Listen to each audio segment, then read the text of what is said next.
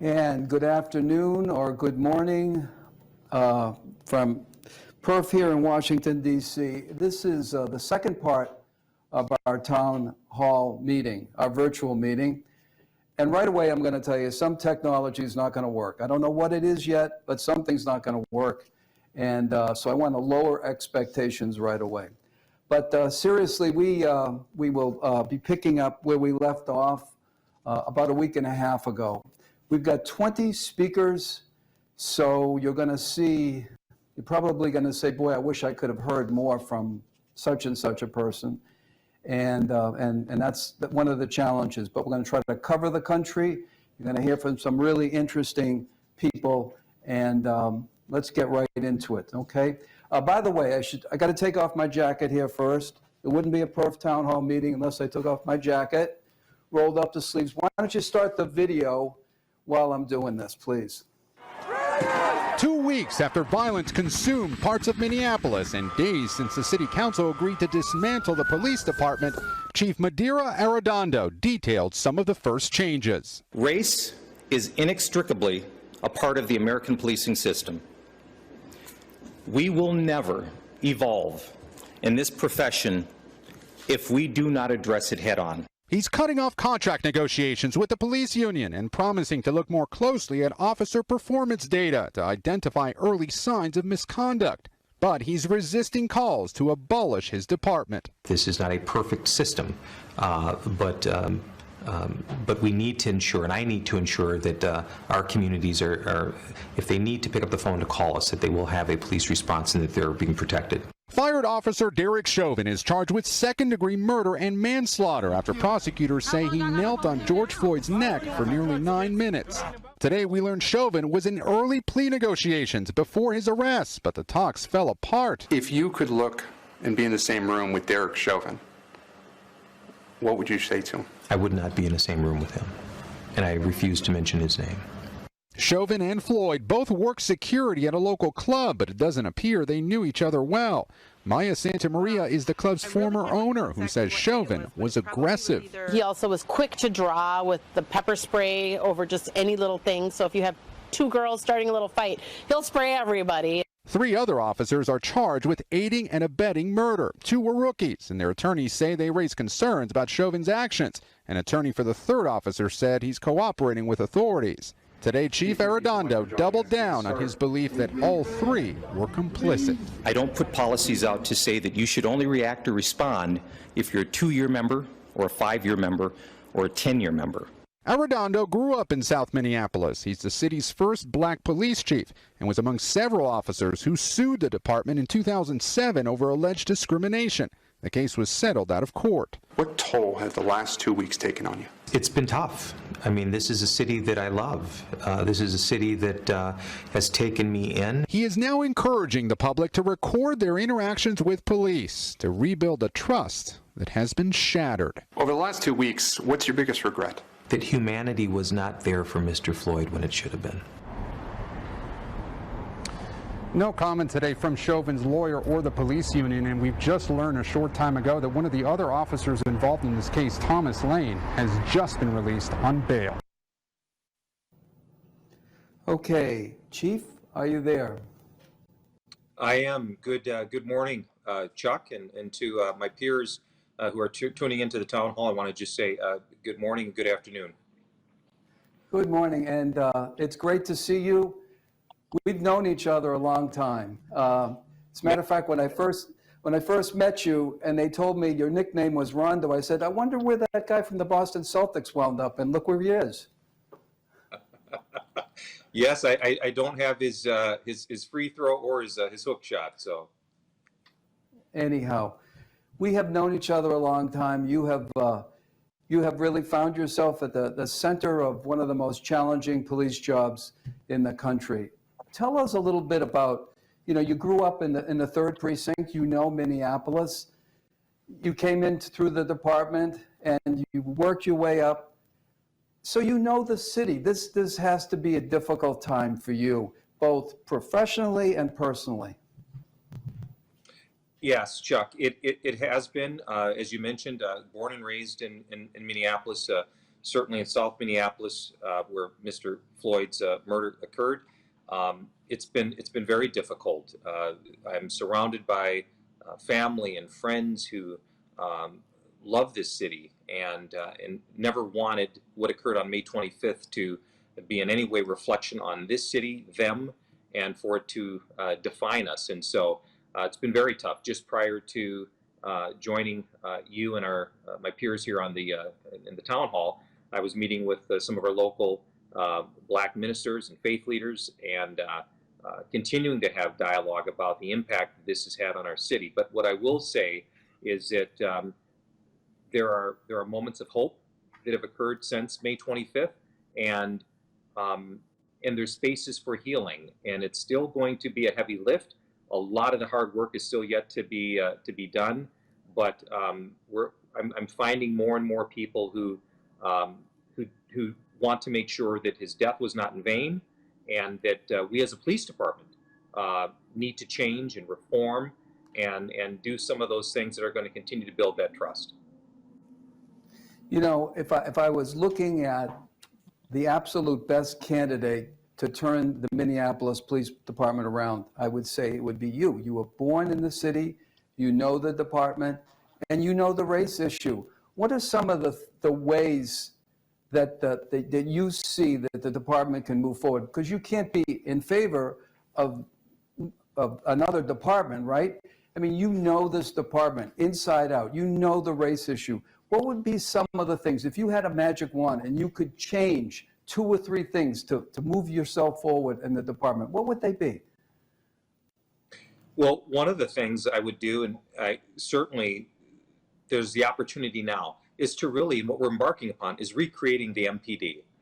This is an organization that has been in place for 152 years, and while we have certainly achieved a lot of great success, there are things within this 152 years that we have not done so well, and we have to be honest about that. Our communities have certainly been honest about that. So one of the things that we're really trying to do now is recreate a department that is one in which the community are saying that this is who we want you to be, and in partnership with you. So that is one of the things. I also think that it's an important opportunity right now for us, as we have an aging department that is kind of leaving out the door through attrition. We have a prime opportunity now to recruit and hire the best and brightest of young leaders who will help to shape this department in the next 15, 20, 30 years to come. And then the other thing I think is really going to be important, as I mentioned before, is we certainly here in the Minneapolis Police Department, but I think police agencies across this country, we really have to look at how do we address race and policing in this country. And I think too oftentimes we've either skirted the issue, or it's become too difficult at times to take on. But I think we have to truly be comfortable being uncomfortable, and I think that we really need to address that, because it's not going away, and the next time an incident occurs will always be looked upon from that lens. And so those would be a couple of things I would certainly want to address head on right now. You know, people talk about the union as being a big impediment, and that's not just in Minneapolis and cities across the country. Isn't it in the union's best interest to come to you and say, Chief, look, we need to save this department. Let's talk about things we can agree upon. Let's talk about accountability. Let's talk about getting problem officers off. Isn't it in their interest to try to help redefine the department if they're an impediment? I mean, look at what happened in Camden. We'll talk to them later. The union pushed back. The department was dissolved. Minneapolis, you and the union leader have that in common. Is there any room there for the union to move toward the accountability issue? Chuck, that is a great question, and that is one that I've been engaged in with union leadership for a while now. They have to. There's no way around it. They're going to have to reflect and look at how they had been doing business for decades, but the majority of the men and women on this department realize and accept that we have to change if we're ever going to evolve. Certainly, I will tell you that Minneapolis residents here and elected officials are crying out for that change and for a union to take a different look and approach to what they're doing. So absolutely they have to, and they must do that. Let's talk about crime for a second. I mean, under these circumstances, it is really difficult to motivate people. Let's be honest. And you remember when I came and I worked with you guys 20 years ago, New York Times called it Murderopolis. You know, it was really, things were out of control. And really, to Minneapolis's credit, came together, you turned things around and so forth. Today, you look at the crime situation in Minneapolis and, you know, the numbers are really significant. But if I'm a cop in Minneapolis, how do you motivate me? I'm afraid, make arrest. I'm afraid something may go wrong. I'm afraid someone may take a picture. Will the department back me? Will the community? How do you, that's an issue all over the country, by the way, Rondo. It's not just Minneapolis. How do you lead under these circumstances? Well, you mentioned the word right there, lead. It's really going to be indicative of our leadership, our men and women out there in the field who are going to be the closest in proximity with those officers. They're the ones who are really going to have to be there to support them, to lift them up. They're getting it from elected officials. We're certainly seeing a surge in crime right now in Minneapolis. There's talk publicly from our elected officials about dismantling, defunding, ending the police department here in Minneapolis as we know it. But it's also making sure that they hear from those voices that are also in support of them. Those communities, you did a lot of great work here 20 years ago in North Minneapolis, where we were experiencing violence there. Those same residents are saying, no, we want police, we want good policing, but we still need police. So it's making sure that we're doing all we can to give them the information, the accurate information, that they are supported, that it's still going to take a hard, heavy lift, and be honest with them. We will never, Chuck, we will never be the same police department as we were prior to May 25th. But that's not a bad thing. And so there's opportunities here as well. You know, I mean, you made a good point there. I remember when I worked there, it was the 3rd and the 4th precinct, which were the areas of Minneapolis that most needed good policing. You know, that those people who living in those communities were the beneficiaries of good policing, and conversely, if something goes wrong, they suffer. Those are the areas where crime usually is going up, and so that's where you need the community, but you also need good cops, and it's really hard to rebuild under these circumstances. And how do you support that cop out there every day that just wants to do their job? How can they be given the kind of support and guidance? How do you do that? Yeah, I think we have to look at a lot of different ways. I think one of the things that we have to make sure our folks are well. You know, I think that our industry had been talking in the last couple of years about officer wellness, and we've been trying to eliminate that stigma. I think more than ever, agencies here in Minneapolis and across the country, we have to make sure that we're providing that wellness for our folks. This is a very challenging time for them. We can't also leave out their families. Their families come along on this journey with them as well. We have to do things, be creative in how we provide that support. Again, having those key allies come in, whether it's at a roll call to offer that support, whether it's conducting certain meetings throughout the organization to show that support.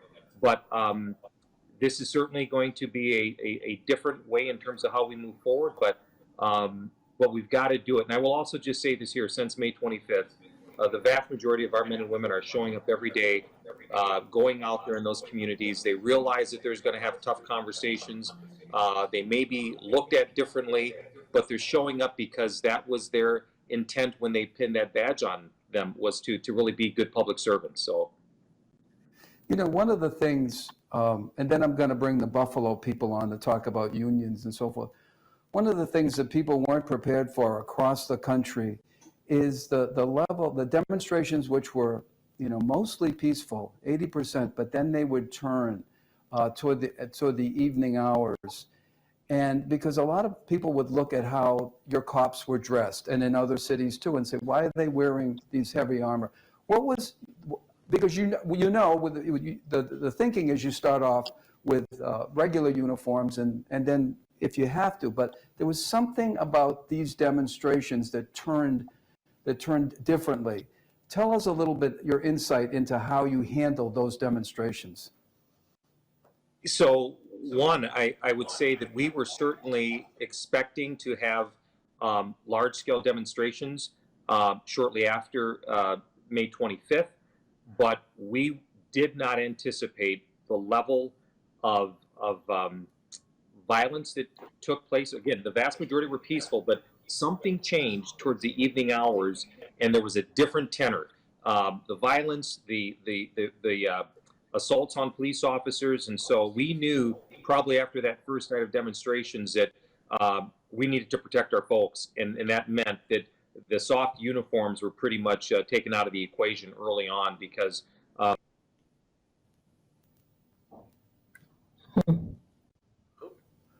Okay, well, something just happened here. Okay, did we lose Minneapolis? I think we lost Minneapolis, and we're on to Buffalo. And is that right? Yep, okay. I apologize, Chief. That wasn't supposed to happen like that. You did it. Thank you very much for coming on. I don't know if we're going to be able to get him to come on again. I don't know. But let's go. We're going to Buffalo now. And Deputy Commissioner Joe Gramala, are you there, Commissioner? Yeah, Chuck, I'm here. How are you? Thanks for having me on. Oh, great to have you. And underneath him is Gil Kurlikowski, who is well known in policing, was police chief in Seattle and was head of ONDCP and head of U.S. Border and Customs, but was also the police commissioner of Buffalo. So we thought it'd be interesting to contrast what's happened in Buffalo over the years. Let's start with you. Let's start with you, Gil Kurlikowski, if we can. You were commissioner in Buffalo in 1994, right, to 1998. What was it like when you came to Buffalo back then? What were some of the observations you had about the department? Then we'll go to Joe. Sure. Yeah, and I think I got to swear Joe in. So I think we go back more than a few years in time. But the union was very tough in Buffalo in many ways. But then it didn't take long to understand why they had been so tough. The department had been neglected. The facilities were not in good shape.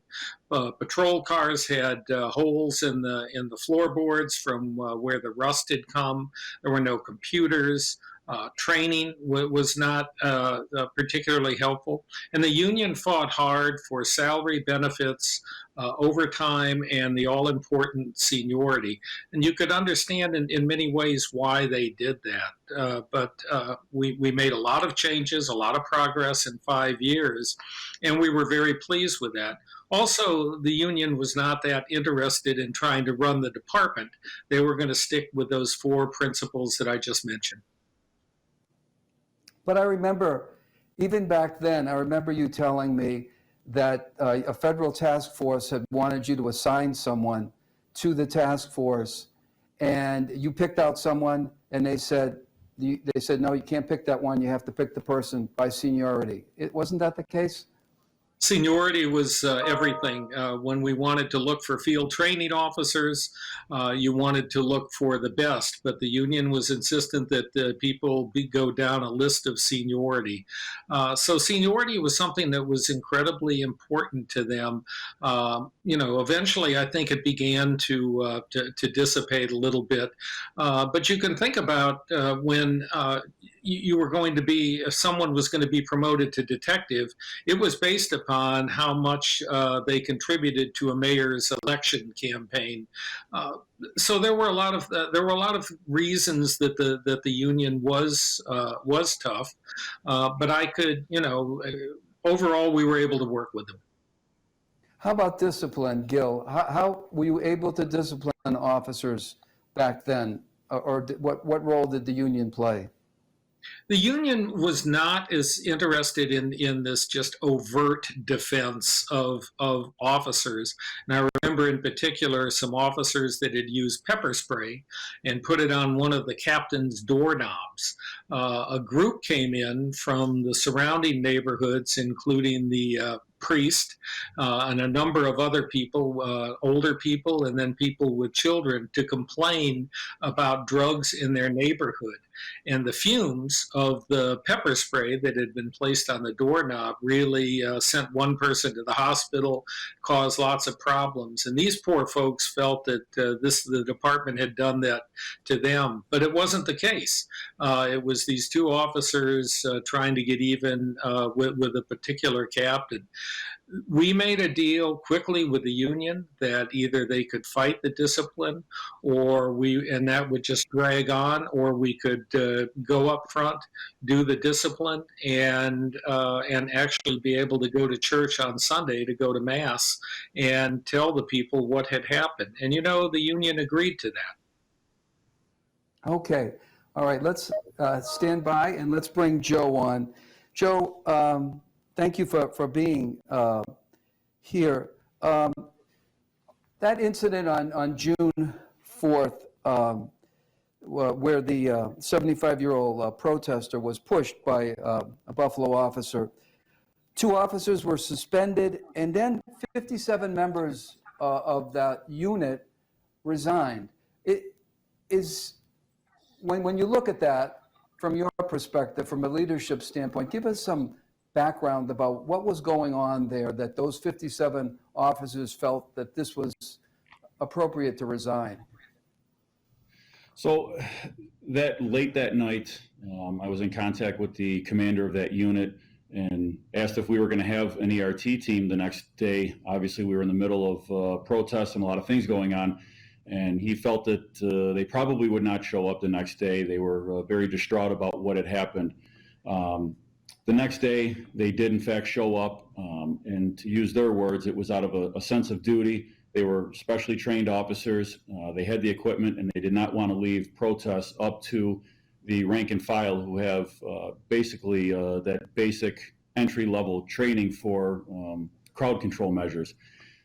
While they were at their garage and preparing for the day, an email came across from the union president stating that it be his opinion that if anyone from the ERT team, the emergency response team, and the SWAT team worked the protests, that if they were involved in an incident that got them in legal trouble, in criminal legal trouble, that it again be his opinion that they union not cover them for their legal defense fund. And as you would expect, the membership walked out and they all resigned. There was 57 members on the team, however, with military leave and some injured on duty officers, the number was in the lower 40s of active ERT members working. So, they definitely had a sense of solidarity with, for their team, but it also came under the guise that they would lose that legal defense fund. So let's step back for a second. Let's talk about unions. Let's talk about arbitration. How difficult does the arbitration process and the union contract? By the way, do you even have a union contract, or do you have a number of memorandums of some sort? What does that look like? So the joke here is that we don't have a contract. We have a series of MOUs, memorandums of understanding, and those go back to 1986. I was a freshman, sophomore in high school back then. So policies and procedures and things can be put in place for today's philosophy and style of policing, and we can potentially and have been met with an MOU from the late 80s, early 90s, mid 90s, even the early 2000s that says, nope, you can't do that. And we have to then determine whether or not we want to implement that anyways, and then take it back to arbitration and try to overcome that. You have to fight some of these things to adapt to today's policing. And I've said this before, I'll argue that the styles and philosophies of policing in the 80s are probably some of the things that got us to where we are today. Changes have to be made, and those old MOUs cannot be used in today's day and age of policing. Just to give our listeners a sense of this, I think when we interviewed you last week, you told us examples of an officer. One officer took 5 years and another, I think, either 7 or 9 years until the criminal case was completed. Then you could fire them. So does that mean for that period? Do I have it right? My facts right?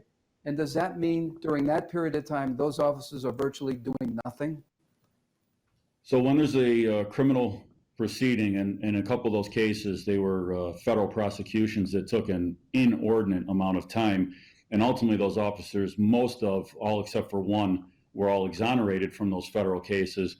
But we cannot begin the internal investigation for myriad of legal issues. They have their Garrity rights, which we can certainly compel them to give a statement, but then that statement cannot be used against them in a criminal proceeding.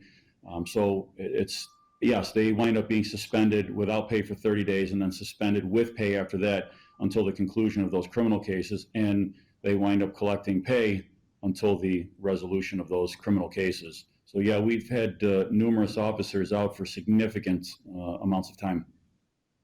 But I mean, just to be clear, during that 5 years or 9 years, they're getting paid to do nothing, right? Yes, they are suspended, so they're not at work. So yes, that's clear. They are suspended with pay. I mean, that has to cost the city a lot of money. But is this, Joe, is this any way to run a business? I mean, or not even a business, an organization that the community depends upon it. What would it take for Buffalo to change? What would that be? What would that look like? Does it cost money to get back management rights? How can things change? As you look around the country, as you talk to other chiefs, you compare, how does Buffalo stack up? Well, as my former boss there, Commissioner Kurlikowski, said that the union back then was concerned about wages, benefits, seniority, and in order for us to get management rights back, it takes either negotiations and then through those negotiations, usually it's money. And we went to one officer cars back in 2003, I believe it was. And, there was a feeling prior to that we absolutely would not go to one officer cars. And a negotiation was completed where a $5,000 stipend increase in pay and then good percentage increases in order to buy that one officer car. And of course, that saved the city a substantial amount of money, but it ultimately takes money. And we're in negotiations right now that during COVID and these hard financial times, it obviously presents a challenge. Hey, let's go back to Gil Kurlikowski if we can. Gil, look, you've been around this business. You know this business better than anyone I know. Final thoughts here on Buffalo and unions and change.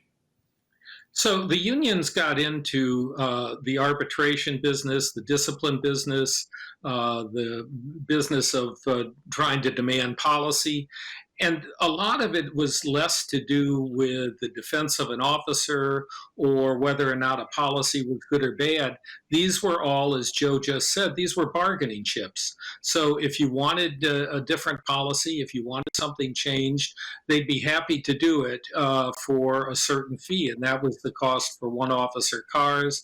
We negotiated random drug testing with discipline being termination without right to appeal. But it cost a little bit to do that. So, remember too, it was the mayors and the politicians that gave away management rights in order to save money. But I think in the long run, you're going to see a real curtailing of unions' ability to negotiate when it comes to either discipline or when it comes to policies and equipment. Gil, you just made a really important point. I think it's missed in some of the stories is people say, how did the unions get this strong? And it's because they negotiated, maybe perhaps when cities couldn't afford to pay them, they gave away management rights, right? Whether it's a shift differential, whether it's seniority, whether it's disciplinary issues. So is that how we came to be where we are today? Sure, police chiefs didn't want to give away management rights, but when it went up to the finance directors, the city council, and the mayors in a lot of cities, they struck the balance of, well, you know what, instead of having to give a 2% raise, we'll give a 1% raise, but we'll allow the union a certain level of management rights, maybe on discipline, maybe on policy. So I don't think you find too many police chiefs that want to give away their authority, but you certainly saw that among elected officials. Gentlemen, thank you very much. Appreciate it. Okay, we're going to Thanks, go. Chuck. We're going to go to Seattle now, I believe. Okay, Chief Carmen Best. Chief, can you hear me and see me okay? Good morning, Chuck. Well, it's morning here. Yes, I can hear you just fine. I think we have some technological issues, so I'm not able to see you, but I can hear and I can answer any questions. Okay. Well, my wife would say it's probably a good idea that you can't see me because it's, well, whatever. Listen, Chief Best, so we don't have enough time to tell the entire Seattle story and what you've been through and everything, but I want to focus just on one part, and that is the demonstrations. A lot of people looked at the demonstrations that you faced and they said, boy, why is Seattle geared in such a way? It looks like they're wearing military style outfits, they're wearing, you know, riot gear and so forth. It seems so un-Seattle-like, given what you've been through, and you have been through a lot, and Gil Kurlikowski certainly too, who was the police chief of Seattle. It looked un-Seattle-like. Give us some context of why you got to that point that officers had to be dressed and acted the way they did. Great, Chuck. Thank you for that opportunity to talk about it. I will give you a little background and then go into some detail. You know, our crowd control policies, I have to tell you, they have been federally approved and often, in many cases, internationally applauded. You know, our folks have been called to go all over the country and certainly all over the world to demonstrate how we handle tactics and demonstrations. Our last review was in 2017. And it indicated that the Seattle Police Department was on track with how it handles protests, crowd control, use of force. The Center for Policing Equity also did a review. This was back when Kathleen O'Toole was the chief. Again, we were on track with everything we had and approved under the watchful eye of the monitor and the federal court. You know, each year we respond to more than 300 peaceful demonstrations. And we have great training, and most of those we don't even have very many officers assigned. But this year, what we dealt with over the last few weeks, the National Black Lives Matter George Floyd murder protest, it was different. First of all, it's a movement that's across the nation. And we had in Seattle over 10,000 people show up for these demonstrations. You know, and our officers were telling me within that group of 10,000, there were 500 or more people that were there specifically to cause problems and to attack officers.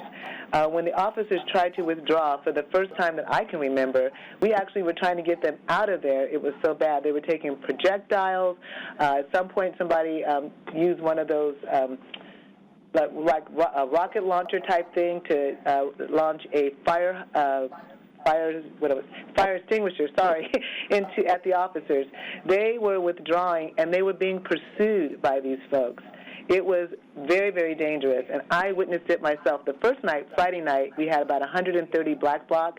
I was standing right there as they were throwing rocks and bottles, shining lasers into the officers' eyes, and that was a precursor to Saturday, in which it was really problematic. You know, and it's interesting that we get asked about our overzealous, quote-unquote, response, but many of the people in the crowd were there to cause problems. We only have, you know, about 1,367 officers in our organization, and not everyone is deployed on riot control. And 500 people, think about that, were there to cause problems. They were on the attack, literally. You know, there were very many, as the situation progressed over the next few nights, there were a lot of peaceful people in the crowd. Think about it, 10,000 to 500. So most people were there just to demonstrate, to participate peacefully. But when we use our crowd control, again, federally approved, monitor-approved crowd control techniques, you know, the residential pepper spray or CS that was actually necessary to deal with the very violent violent people, as they got, that was on them, I should put it that way.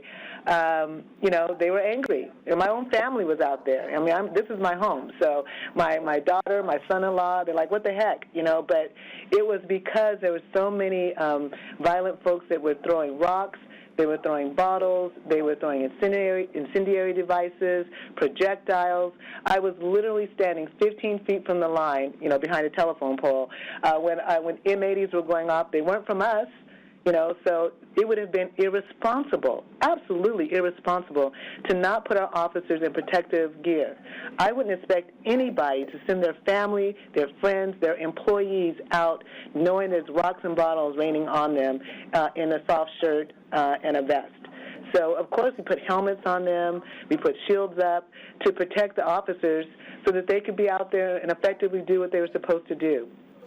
So, as a result, you know, our city council pretty much eviscerated our ability to use less lethal weapons, but we understand, or less lethal options, I should put it that way, but we understand that that gives us time, distance, and shielding. It's a lot less intrusive and impactful for us to utilize those less lethal than it is for us to come out with literally our guns and our batons as our only options to defend or to engage. So as leaders, we can't allow our people to get hurt. I don't know why that expectation would be there at all under any circumstance.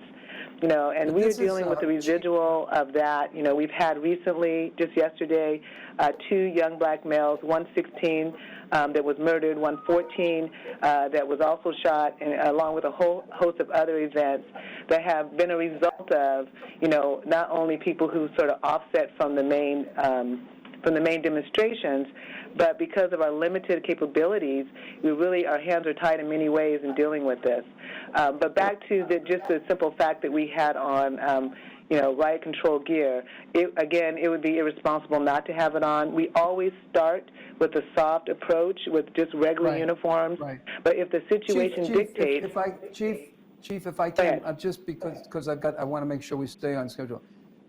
Look, you were literally in a very difficult place. Your cops were getting hurt, and then protesters were, you know, they were saying that the police would. It was a no-win situation for everybody. Let me ask you this: going forward, what are the 2 or 3 lessons that you'll take away should this happen again? What did you take away? Are there things that you would do differently? Are there lessons that you learned? Well, you know, the narrative got away from us quick. We were out there as we were taking rocks and bottles and responding.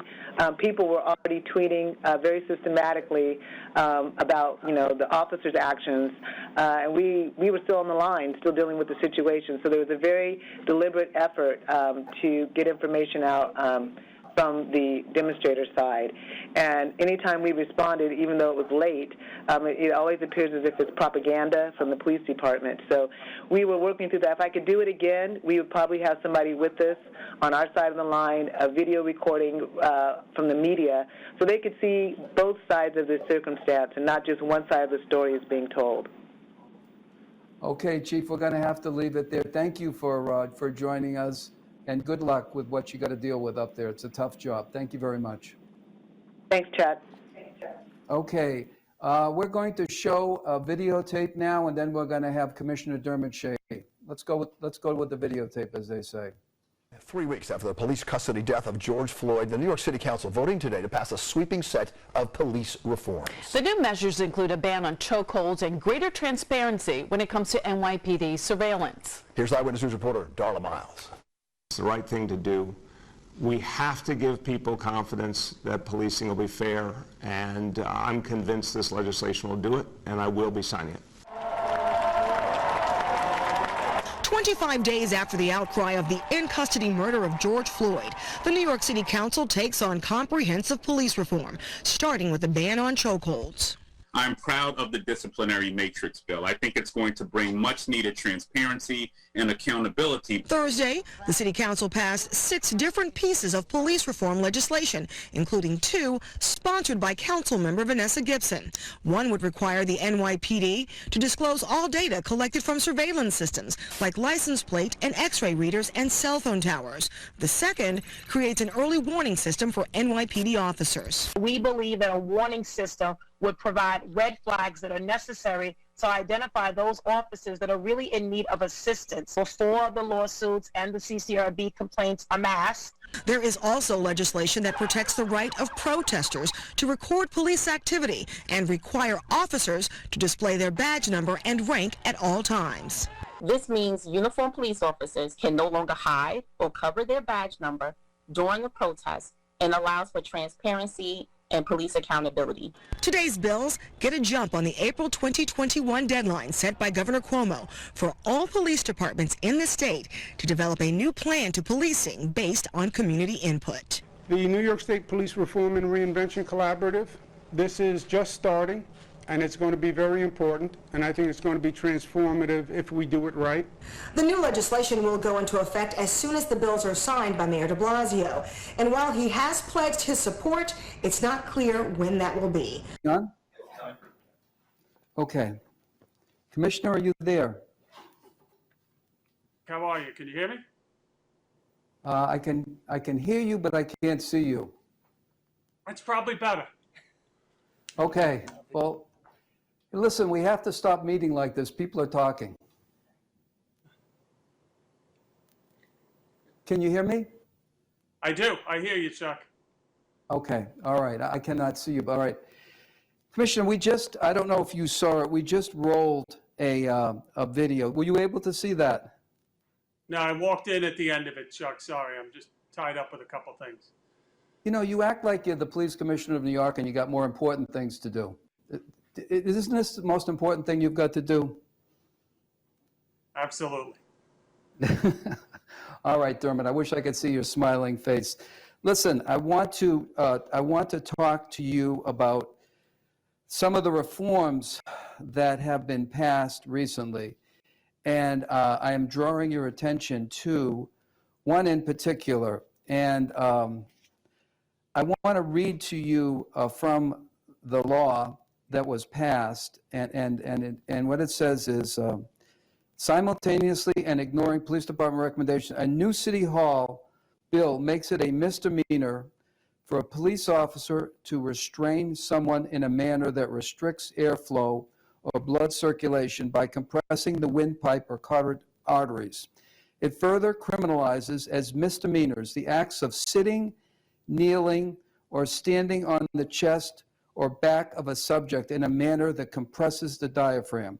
These acts are defined by the new law as criminal acts, even if an act was unintentional and no injury was sustained.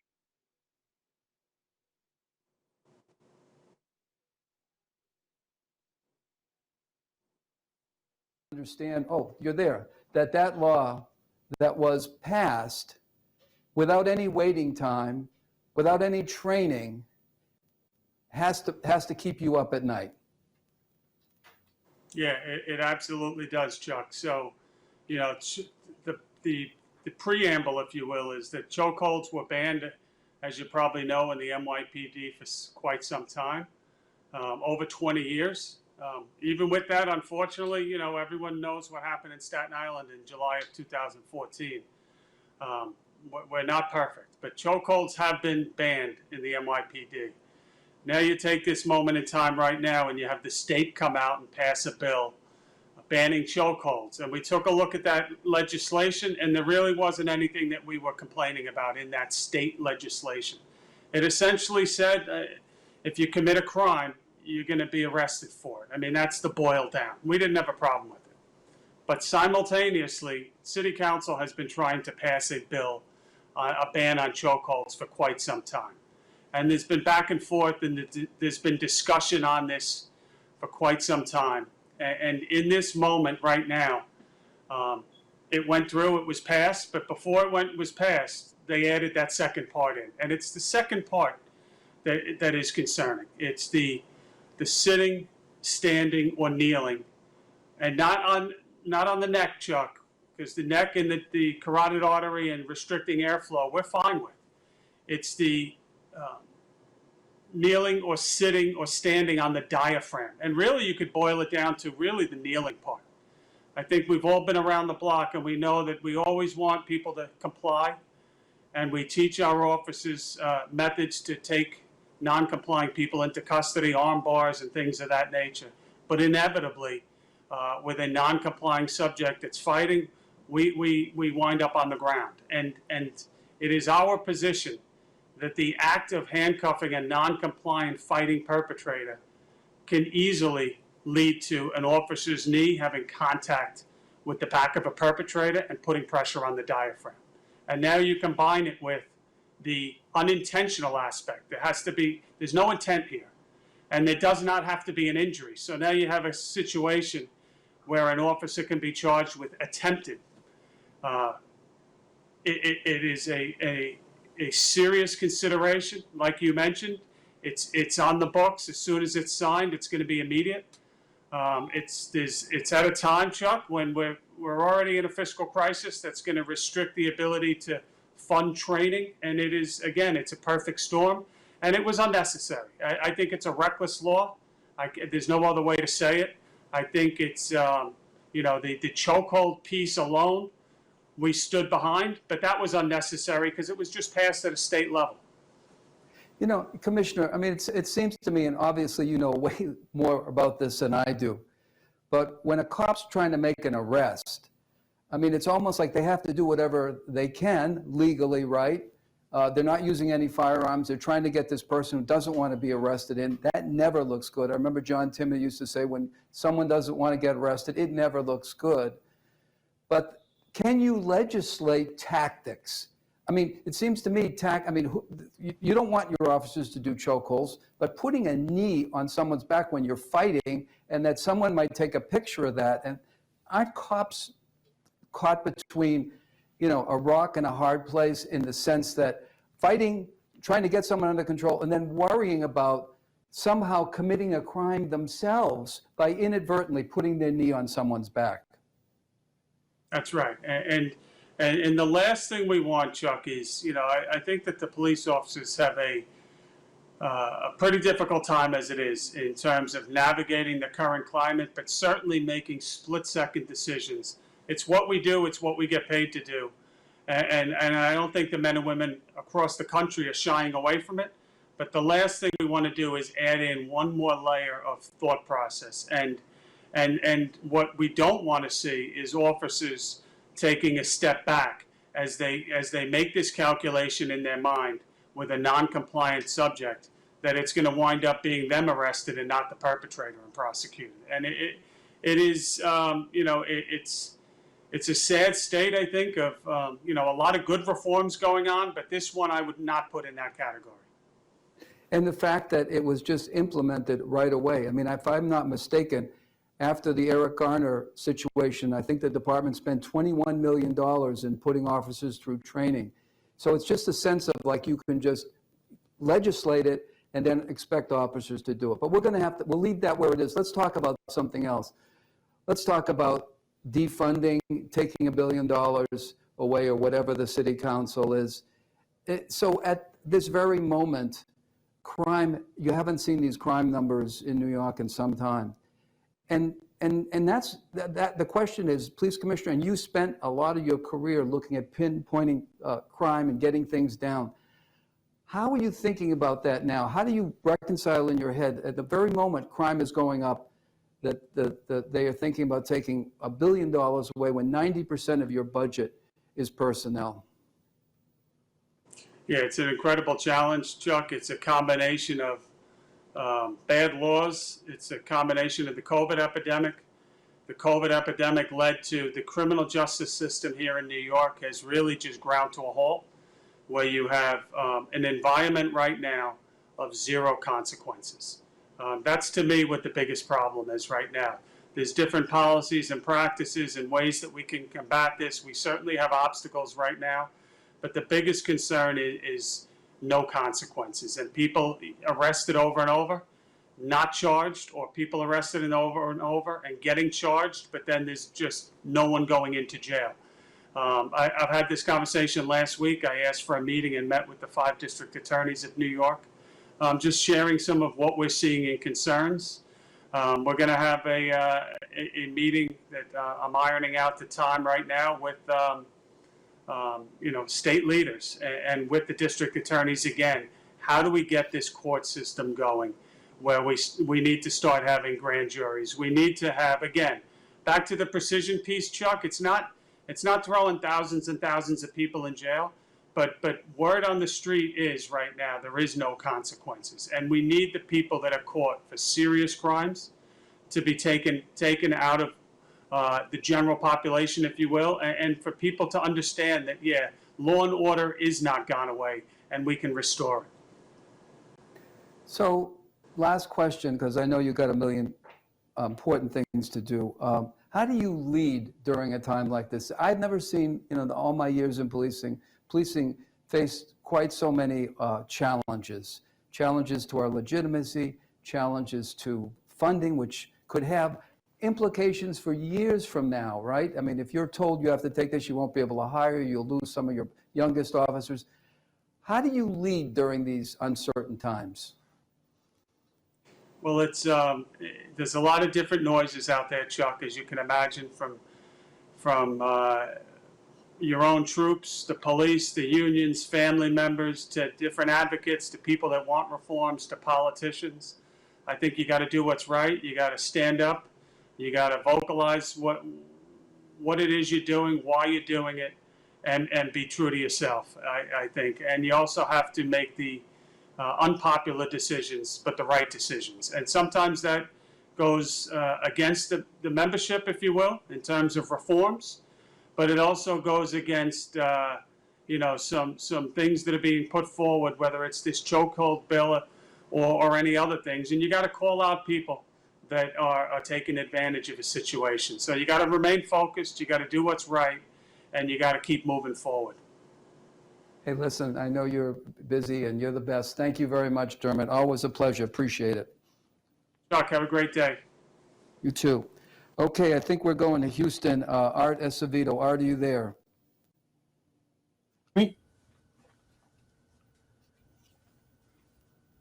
Okay. Hi. Hello, Chief. How are you? I'm well. How you doing? Well, we're getting a little feedback. Okay, so let's talk about Houston. Right. Let's talk about Houston right this minute. You're facing a surge on COVID-19, right? I mean, Houston's one of the hot spots in the country. What's going on from your perspective in Houston? How is it affecting your cops, the community, and the hospitals? Well, unfortunately, what's going on is that Houston and Texas has seen a huge uptick in COVID-19. Our hospitals now in Houston, ICU, are pretty much running out of bed space. And let me just give you some numbers. On May 1st, we had 52 officers, 52 employees that were quarantined because of COVID. On June 1st, we went up to 63, and today we're at 178. So we've had 207 officers that come back positive, and we're attributing it to the reopening of Texas. I know that some people are trying to say it's because of the protests, but that doesn't add up, because quite frankly, when you look at what's happened in other cities that had protests like we did, they haven't seen the numbers that we're seeing. And I'm attributing it to the fact that we actually opened the state, opened bars. For an example, a friend of mine told me about his son and 14 friends went to dinner, and then they went out to a bar. By the next morning, 13 out of the 14 had contracted COVID and were sick. And so we're having to continue to work diligently to keep our workforce safe. But this reopening of Texas has been pretty tough on our department and on the community. All right, Art, you're also head of the Major City Chiefs organization in the country. You talk to chiefs all across the country. You know, what we've been through the last 3 or 4 months is unprecedented. With COVID first, and then with the demonstrations and the situation in Minneapolis, Mr. Floyd. And I know we saw you right out there face to face with demonstrators, doing everything you could humanly do to try to, you know, negotiate, de-escalate everything. And sometimes, I'll be honest with you, without a mask. You know, you'd be right up in people's faces, putting your arm around people. I mean, what do you think? Where are we going in policing today? People are talking about defunding the police. Houston, what's the Houston Police Department budget? What is your budget? We're a little under $1 billion, but if you look at our department's budget and our just how lean we are, we're at about 5,300 officers. Despite the fact that we're about to pass up Chicago while they're at 13,000. My overtime budget's 11 million compared to theirs. I think that Eddie Johnson told me that was close to 140 million. So I like to say that we've already been defunded because we haven't grown. I'm very fortunate to say that in our city, our community, in the most diverse big city in the country, the majority of the people in the city do not want to see fewer police officers. They don't want the defunding of the police department. They want a reinvention in terms of society's response to mental illness and drug addiction and homelessness and things of that nature. But there's very little appetite to defund a department that in reality has already been defunded because we've never grown to the extent of other departments. And thank God for our mayor who said that's absolutely not an option here. And our council actually passed a budget unanimously that includes 5 cadet classes for the upcoming budget year that starts July 1. So we're in good shape, but the notion of defunding is not catching on here. And from the Major State Chief's perspective, you know, I think our brother Harrison in Baltimore used an analogy that I've been using. It said, if your stadium, i.e. the current status of police and what we're doing isn't working, but if it was a sports stadium, you don't tear down the current stadium until you build the new one and it's ready to be moved into. And so no matter how we reimagine policing, you don't stop doing what you're doing now until the infrastructure and the response mechanisms are up and running that don't include the police. Okay, let's do this. Let's bring on Chief C.J. Davis from Durham, North Carolina. Chief, are you there? Chief, can you hear me? I am. Can you hear me? Good. Hey. Yes, ma'am. Yes, ma'am. Are you okay today? How are you today? I'm doing great, Chuck. How are you? Good. So, hey, Art. You know, I'm sorry. Hi. Okay. It's okay. All Am right. I supposed to be still on or am I getting off? All right, just stay on. We'll tell you what to do. Just Badinsky, stay there, okay? Okay, All right, get the math back on, Chuck. CJ, in Durham, North Carolina, how has all of this affected Durham, North Carolina? That's number one. And number two, you're also president of Noble. What do you hear from other chiefs? 2 questions. Well, first question, here in Durham, we're experiencing, you know, some of the response that a lot of the other cities have experienced as well with the protests, and, you know, just hearing the same verbiage, you know, in reference to defund, reconstruct, reimagine, you know, what policing looks like. And of course, Durham is one of those cities that people like to come here and protest, and not just here, but, you know, in the state of North Carolina, mainly because of all of the Confederate statutes and things that still exist, but are eventually and gradually coming down. So, and as it relates to Noble, a couple of weeks ago, myself, along with Art Aceveda and Steve Stevens, we all did testimonies before the Senate in reference to what police reform looks like from a police executive standpoint. And I think we're all pretty much aligned with some of the recommendations that we've put forward. Chief, as an African-American woman and also a police chief, you have a real challenge. Is it insights that you could give us when someone says to us, we need to have a conversation about race? What does that mean from your perspective? What insight can you give us? That's always, whenever someone says we have to have an honest conversation about race, I say to myself, well, what would that look like? What are some of the things you think that could change in American policing? I think, first of all, it does have to start with us, Chuck. I believe that, I can have conversations with African American chiefs about what the African American experience or the Black experience is in our country, not just from a police standpoint, but also from a community member standpoint. And, as of late, I would say in the last few years, those conversations have broadened and expanded to other individuals who feel more comfortable about having the race conversation. And I think the changes that we're talking about can only be effectuated if we all get comfortable having the race conversation, and that the issues that exist right now are not the paranoia of Black people, that some of that paranoia is actually the reality of what African Americans experience when it comes to their relationships with law enforcement. And I say quite often that it doesn't matter that I'm a Black chief. I'm a person wearing this uniform, and whatever happens in our industry, all of us are impacted by it. The community members don't look at me as just the Black chief. Today, I'm being looked at as a... Whoa, did we just lose our connection? Oops, I think we just lost our connection. I apologize, Chief. We're on a time and they just timed out. We're gonna move on to the next one. Thanks, Chief, and both chiefs, thank you both very much.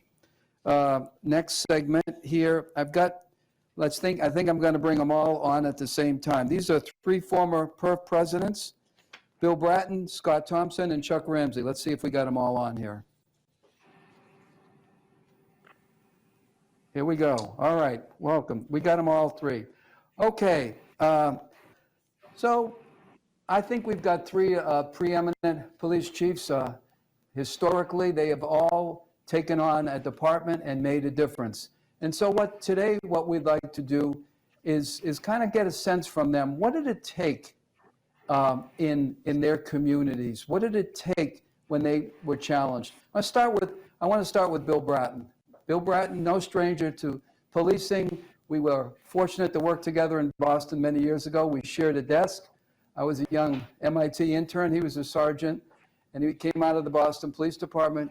He would go on to head the New York City Police Department several times, twice, Los Angeles, and so forth. Bill, I'm going to start with you.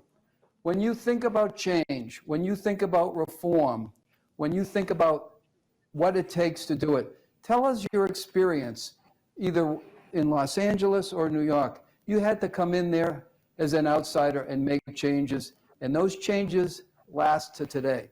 Tell us a little bit about what that involved, Bill. Hold on. We're not getting sound. Sound? We are not getting sound. Hold on, Bill. Somehow the sound is not going. Oh, you're on mute. You might be on mute.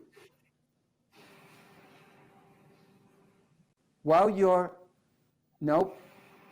Let me go we'll let you get back to that. Let me go to Scott Thompson in Camden. Can you hear me, Scott? I can hear you, Chuck. Okay, we'll come back to you, Bill. We'll look at your sound and see what's going on. Something happened there. I'm gonna go to Scott Thompson, and then hopefully the sound we'll see what we can do to fix that. Scott Thompson, you're one of the few people who came from inside an agency and changed it. That doesn't usually happen. Everybody's familiar with the Camden experience, but what they may not be familiar with is what did you learn? What did you learn about what it takes to change a department and culture? Well, I certainly had an interesting run over an 11-year period, Chuck. Essentially, I was in the same city, but it was like 4 different departments. I was thrusted in to this police chief's position at a very young age. I was not the best person for the job. I was a lack of options. It was an organization that was apathetic. It was lethargic. It was corrupt. I was the 6th leader in 5 years. The state had superseded control. The New Jersey Attorney General had put me in charge. And it was swimming against an extremely strong current. Virtually everything that I did to try to improve police services, build relationships with the community, I think I had 100 grievances and 8 lawsuits filed against me in the first 6 months. So, I went through those challenges, and it was really, really difficult to move the needle during that period of time. Much like Chris Magnus when he was in Richmond, I had the majority of my senior command staff had shut down on me and were filing litigation against me as well. Then 2 years later, we laid off half the police department, so that was a different police department. Then I had to build a police department. Then what I ended up leaving with, which was probably the healthiest of the bunch. I can tell you that I've seen the difference between having political support and not having political support, between having a union that was recalcitrant versus a union that were facilitators. And, really the difference was when I was a county police chief towards the end of my tenure, I essentially could do in 3 days what would take me 3 years as the city chief, with little to no political support and a union that was fighting me every step of the way. But I do think that with reestablishing our relationship with the community, and to take us out of the top 10 ranking of the nation's most dangerous cities, and to be able to reduce murders and violent crime down to 50-year lows for us, it really was about reinventing ourselves with the people that we were policing, and Scott, doing so in a way in which we just did not militarize neighborhoods, but we actually empowered the people. let me ask you a tough question. Could you have done this without starting a new department? Could you have done this if it was just Camden and the union you had and all of those things? In other words, you were able to basically wipe one group out, create a new one. Could that be done could that have been done without doing that? In other words, you heard Buffalo, right? All of the things that Buffalo's dealing with, all the things Minneapolis is dealing with the union. Does Minneapolis have to wipe out that department and create a new one, or can it be done Yeah, that's within? a great question, Chuck. And I think Commissioner Ramsey and Bratton proved that it can be done over the long run. Really, the advantage that we had with starting over was time. I was able to really pivot very, very quickly because we were all new employees. I did not have existing work rules to try to renegotiate. We were all probationary employees. So it was, time was certainly of the essence for us. You got to remember when this decision was made in Camden, we were having violent crime rates that were exceeding that of third world countries. So there was a moral imperative to do something different, do something right away. I'm not sure if we had continued under the prior organization, if I did not continue to have the political support or finally be able to get the union on board to move forward, we would have been extremely limited in how much change we were able to effectuate during that period of time. Last question, then I'm going to move on. Because the reality is you went face to face with the union and you said to the union, look, here's what's going to happen, and they didn't believe it was going to happen, right? Isn't that the case? Mm-hmm. Yeah, no, that is. And again, Chuck, it was, I had it's the same union. It was the Fraternal Order of Police, which I'm a member of, but it really was union leadership. I had a union leadership and a union board that I could say that the sky was blue, and they would sue me on it and they would grieve me on it. They would completely argue every issue with me. They had really devolved into being more of a defense attorney for wayward police officers. They were the guardians of the status quo, and every issue, regardless of the public safety implications, they wanted to negotiate. They thought that they had a right to stall, my ability to deploy officers in light of little kids getting shot on their way to school. If there wasn't a pay raise attached to that or some type of concession that they thought was of interest to them, they would litigate it and slow everything down. Okay, we're going to have to leave it at that. I'm sorry. And again, not to vilify the union, because I think you can see the difference between one that's going to be obstinate and one that's going to be in line with management. Our Fraternal Order of Police over the last 6 or 7 years are just as responsible for the policing reforms that have taken place as anything else. And last thing I'll note is that we did a use of force policy change right before I left, in which we had the FOP, the ACLU, and our community all sit down at the same table and come to a consensus on a use of force policy that we've implemented. Okay, thank you, sir. We're going to have to leave it there. Let's go to Chuck Ramsey. We're still trying to get Bill Bratton's audio to work, but hopefully it'll come back. Chuck Ramsey, how are you, sir? I'm well, thank you. Okay, and just let me say very quickly, having the opportunity to work across the river from Scott, I mean, this brief interview does not do justice to what he actually accomplished in Camden. My hat's off to him. He did a tremendous job. Thank you, Chuck. Let's talk, Chuck, about you came to Washington, D.C. The Washington Post called it the murder capital of the country. It said was the deadliest department in the country. They did believe it or not, 20 years ago, they did an investigation on use of deadly force and uncovered a lot of major problems. You came from Chicago, you came here, and that department is a different department today because of what you did back then. And subsequent people, Kathy Lanier, Pete Newsham, would continue those reforms. What were some of the lessons that you've learned in policing about making change and changing culture? Well, first of all, Chuck, let me just say that the entire city was pretty much dysfunctional back in the 90s. If you recall, President Clinton had put in place a federal control board to deal with the finances of the District of Columbia. They were like $500 million in debt. Marion Barry, who everybody remembers, I'm sure, was the mayor at the time. And the police department, the chief that preceded me, was under indictment or under investigation by the feds for some of his activities. So, the entire city was really, I think, had more than its share of issues.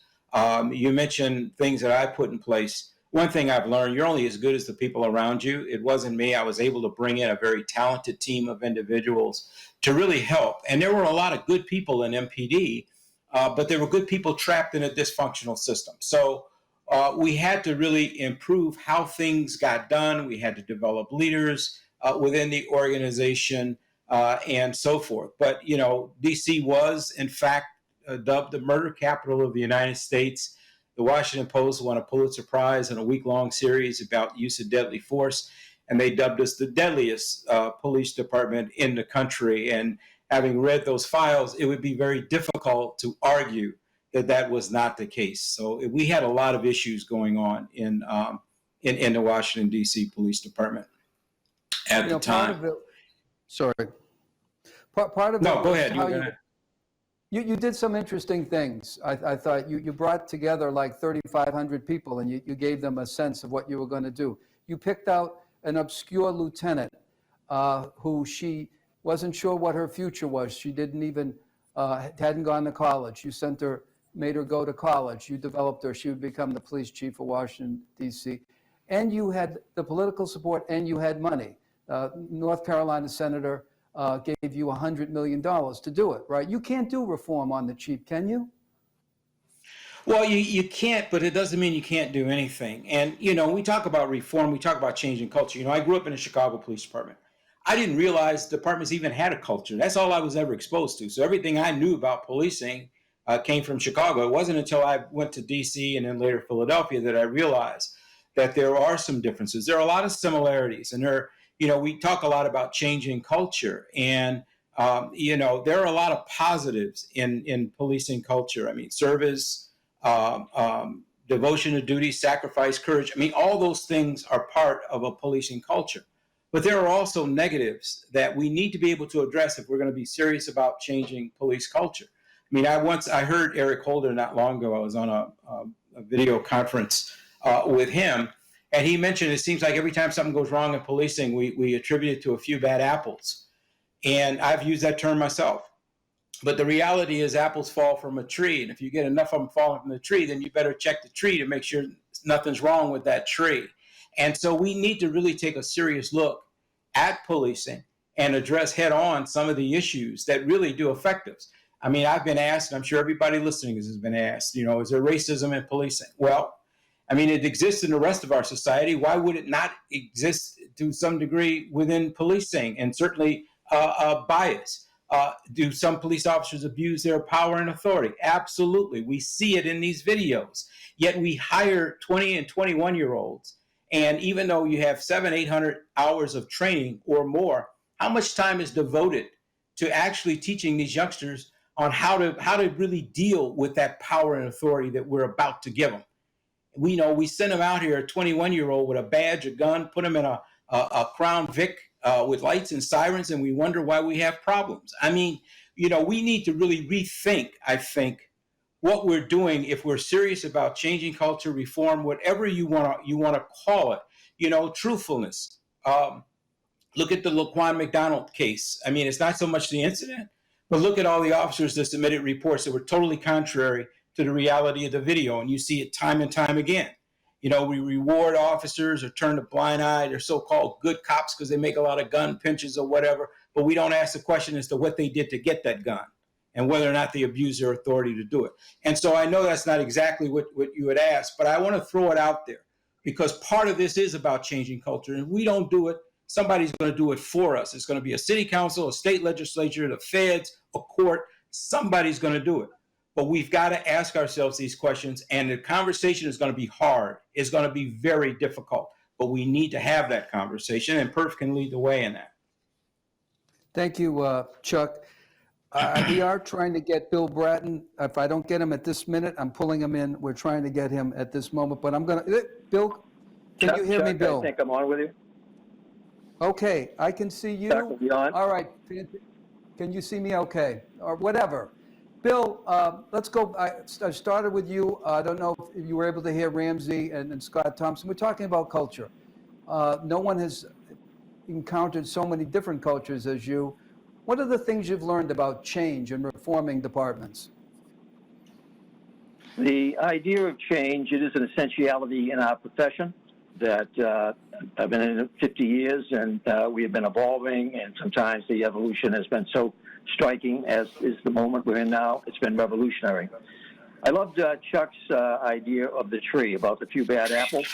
The idea that we're effectively not dealing with a few bad apples when we're talking about changing culture. It's the idea of pruning the tree, if you will. Get rid of the bad apples, pick the good ones, but then you prune the tree to ensure that the next crop is effectively made up of more good apples and fewer bad. So going into organizations, as I've gone into now 7 different ones, all of them in trouble, all of them needing pruning, if you will. The excitement of it is that each of them is an opportunity. And I would encourage the listeners on this call, the leadership of American policing, you at PERF, to look at this as an extraordinary opportunity to reimagine the profession that you're trying to lead. The idea of, out of this crisis comes opportunity to reform the culture, because isn't culture effectively something that is always changing? And Chuck's point also, Chuck Ramsey, that if you're not leading the change, somebody else is going to mandate the change. So the idea is the best culture change comes from within the organization, but it's going to require leadership. Good news at this moment, I know it's hard to think about good news at this moment with all the negative that's out there, is the idea with this reimagining of policing that maybe we can once and for all, or maybe finally start moving on some of the abuses of unions. Maybe we once and for all can address the always constant need for training, which is never enough funding for, but which now everybody seems to be demanding new training, retraining, better recruit training. Well, it's going to take dollars, so you can't defund and expect to, at the same time, improve policing. Thirdly, the idea of reduced responsibilities, what Dermot Shea's dealing with. School police. Now there's a call to get police out of the schools. Dermot's case, they want to take the school police away from him and put them back into the Board of Education. Well, effectively, by taking some of those responsibilities away from us that have been dumped on us, homeless concerns, all the issues around drugs, let society try to figure out, can they do it without the police? Can they do it better without the police? We can be there to assist, but isn't this a great time to effectively see in pruning of that tree can, in the pruning, get rid of responsibilities that we really don't perform very well. The only reason we have them is because nobody else was performing them very well, or there was never money to effectively have somebody else do it. So this is despite the potential for despair, I would see this as a time to effectively look at that tree and take a good look at how can you effectively prune it and really get something, a new culture out of it. Reimagine. Everybody's using that term, reimagine. This is the reimagine opportunity for American policing. Thank you, Bill. One of the things that all three of you did is you prepared someone to take over for you. Bill, you did that in New York, and you've done that in Los Angeles. Scott, we're about to hear from Joe Wysocki. Chuck Ramsey, you did that with Kathy Lanier.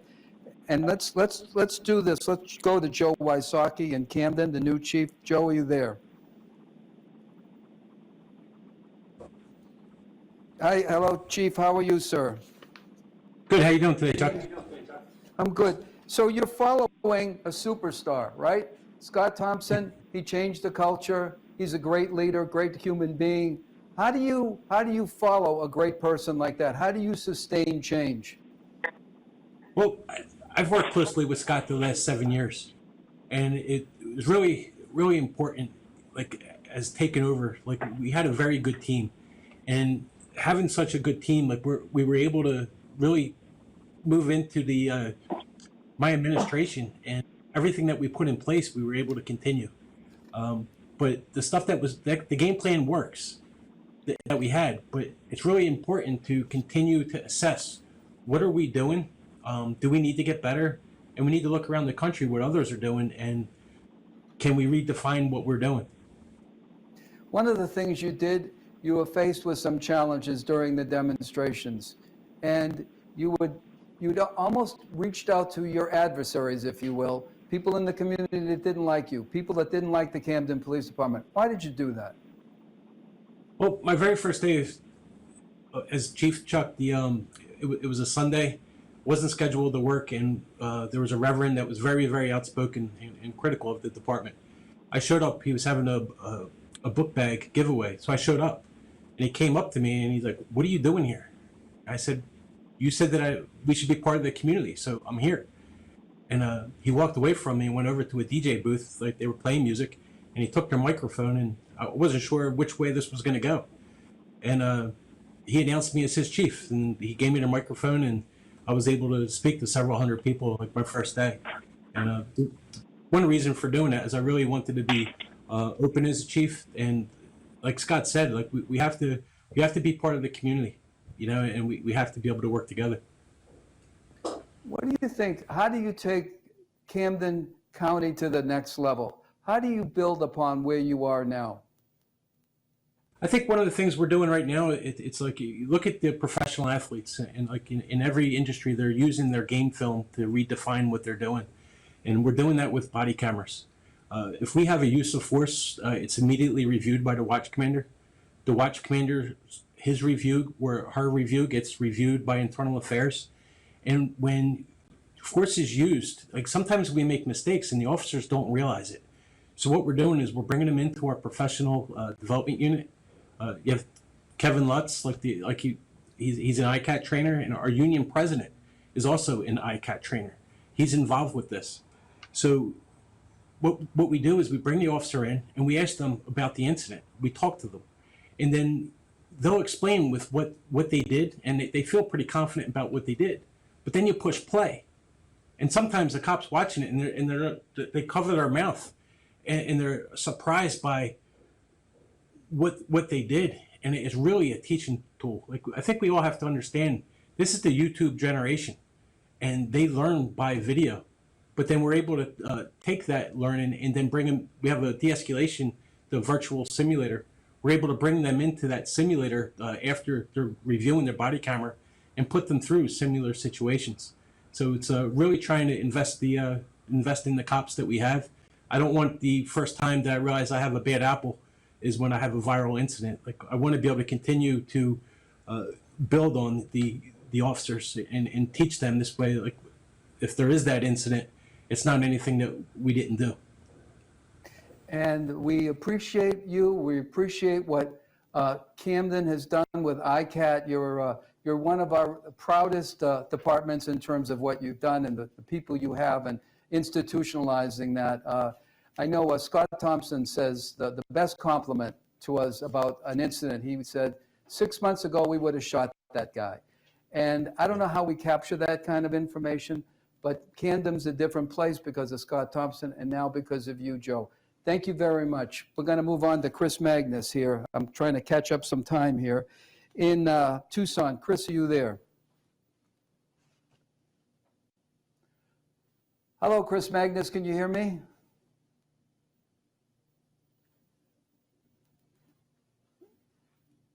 Chris?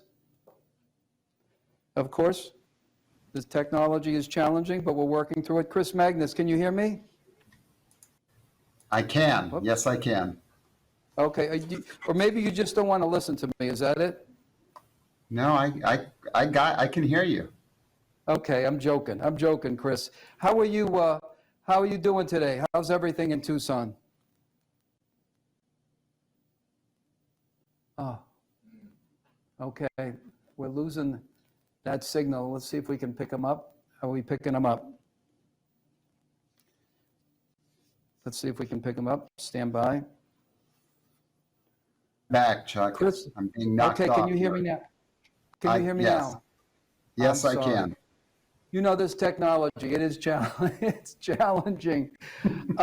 You had quite a week last week, to say the least, but you came out and, you know, we don't have time to get into all of it, but certainly, you know, what was a couple of the lessons that you took away with what you went through last week? And I guess time is my enemy, so if you think about it, what are your takeaways after going through the week you went through? Well, my first takeaway is not unlike what I experienced when I was in Richmond, California, which is relationships with the community are worth everything. Community is more forgiving than electeds, but they definitely have an influence on electeds, and I was fortunate to have a lot of community support. So that's probably my biggest takeaway. But at an organizational level, I'd say my other takeaway is that, you know, you never know what you don't know what you don't know sometimes, and so you can't take anything for granted. You know, the crux of the challenge we ran into here with this incident was, I mean, there were two things. First one was I thought that I had an OPS commander, my Office of Professional Standards, that really was fully attuned to the things that I thought were important and that were my priorities in terms of notification and information. And as it turned out, I guess I wasn't quite right about that, and information didn't get filtered up through the chain the way that it should have, but that's still my responsibility.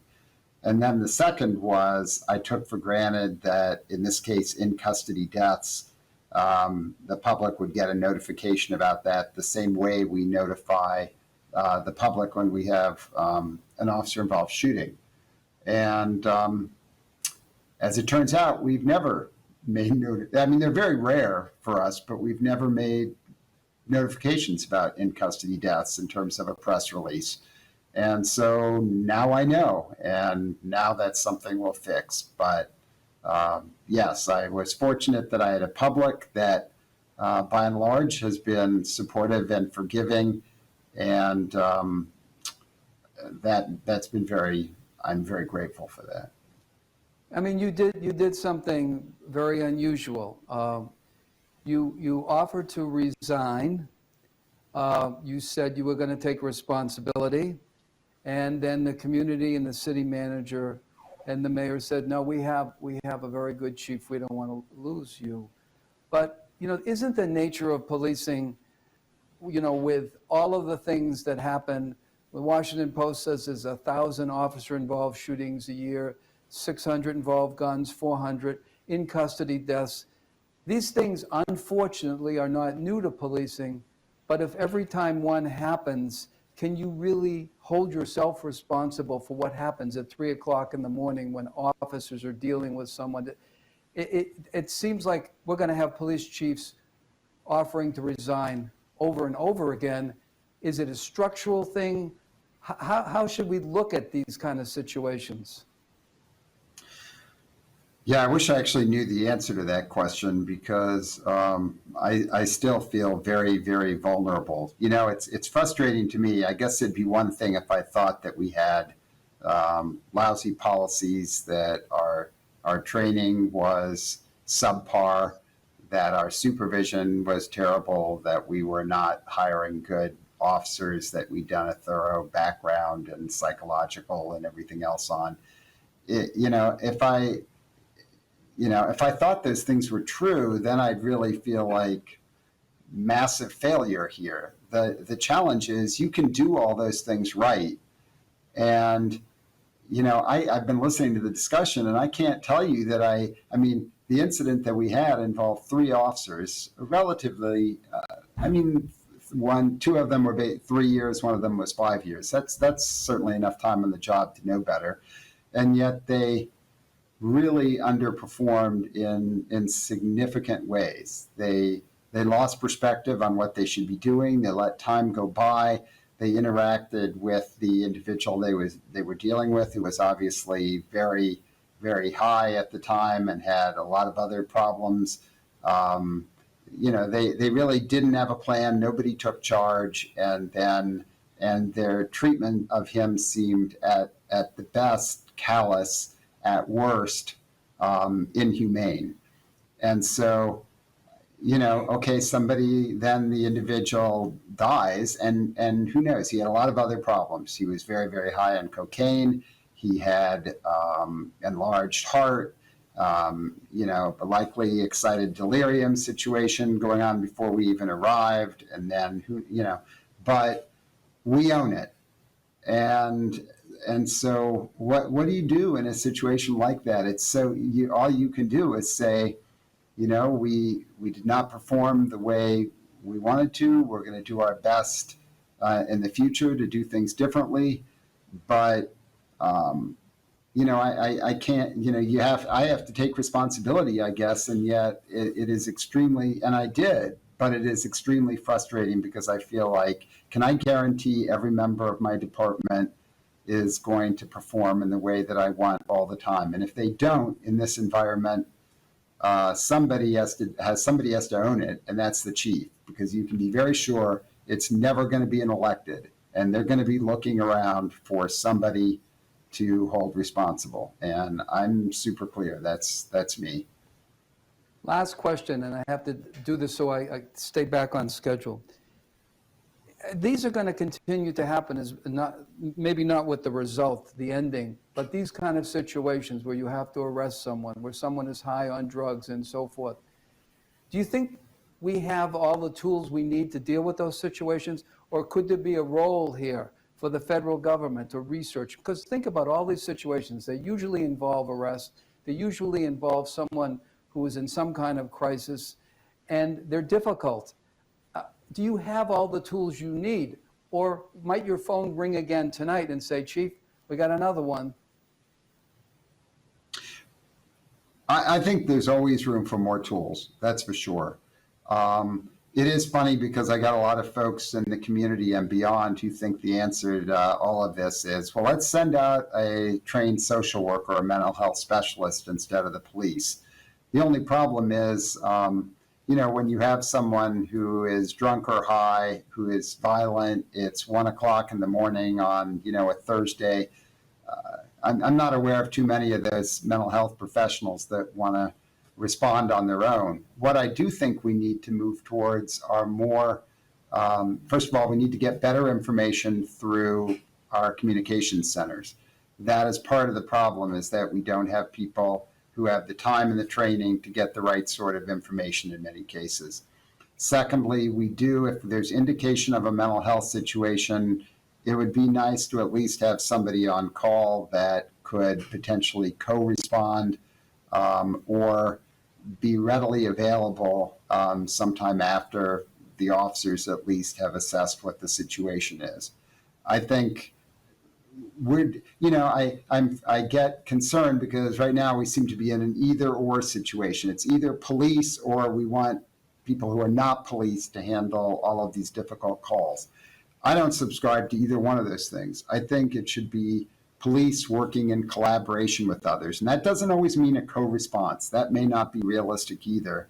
But to figure out, even with the guy we dealt with, for example, that night, wouldn't it be nice if, let's say he had not died, and let's say we've been to that house even a couple of times, wouldn't it be great if we had some social workers or trained people on board that could go out with some of our people and do a follow-up and figure out, okay, here's somebody that could easily be in crisis again.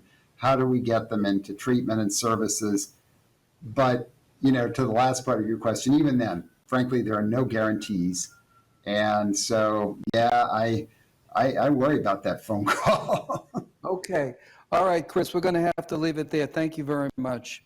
All right, we're going to go to Texas now. I'm going to bring on two people, Sheriff Ed Gonzalez, the sheriff in Harris County, and Police Chief Jeff Spivey. We've got both of you. Okay. Gentlemen, as you've been listening to this discussion, let me start with you, Sheriff. What's a sheriff's perspective on all of this? How do these issues affect what you do in Harris County, and what can we take away from how the sheriffs are viewing this issue? Well, I think sheriffs bring a very unique perspective to the table, and I think it's one where we need to continue to lend our voice to what we're seeing that's happening across America in our profession. We have a unique perspective because we're the ones that operate the jail systems as well. So not only do we bring the law enforcement perspective in terms of our training and background, but we also see a snapshot daily of who we're seeing in and out of our jails. And I've always said that law enforcement in the modern era is in the front lines of three important issues: mental illness, addiction, and poverty. And frankly, we need other systems to be responding in those. We could have a role in some of those responses, but not necessarily always the lead role. And so I agree with what the chief was saying, is that we've got to make sure that we're open to what other models could look like, and then seeing how we could maybe be involved. And so I think that we bring a unique perspective because of the operation of the jails. Well, Chief, you're already doing that in Harris County, if I'm not mistaken. I've been in your facility. You're doing everything you can to kind of deal with some of those issues. Why don't you talk a little bit about that, then I'll go to the chief. Yes, a couple things we're doing here is we launched a telepsychiatry program last year. It's been very successful, where we equip some of our frontline deputies with an iPad. They're able to connect via the use of technology with a mental health clinician so that they can triage that situation from the scene. We also have, of course, the co-response model with the mental health clinician and a deputy also. That's a different program that we have that's been very successful.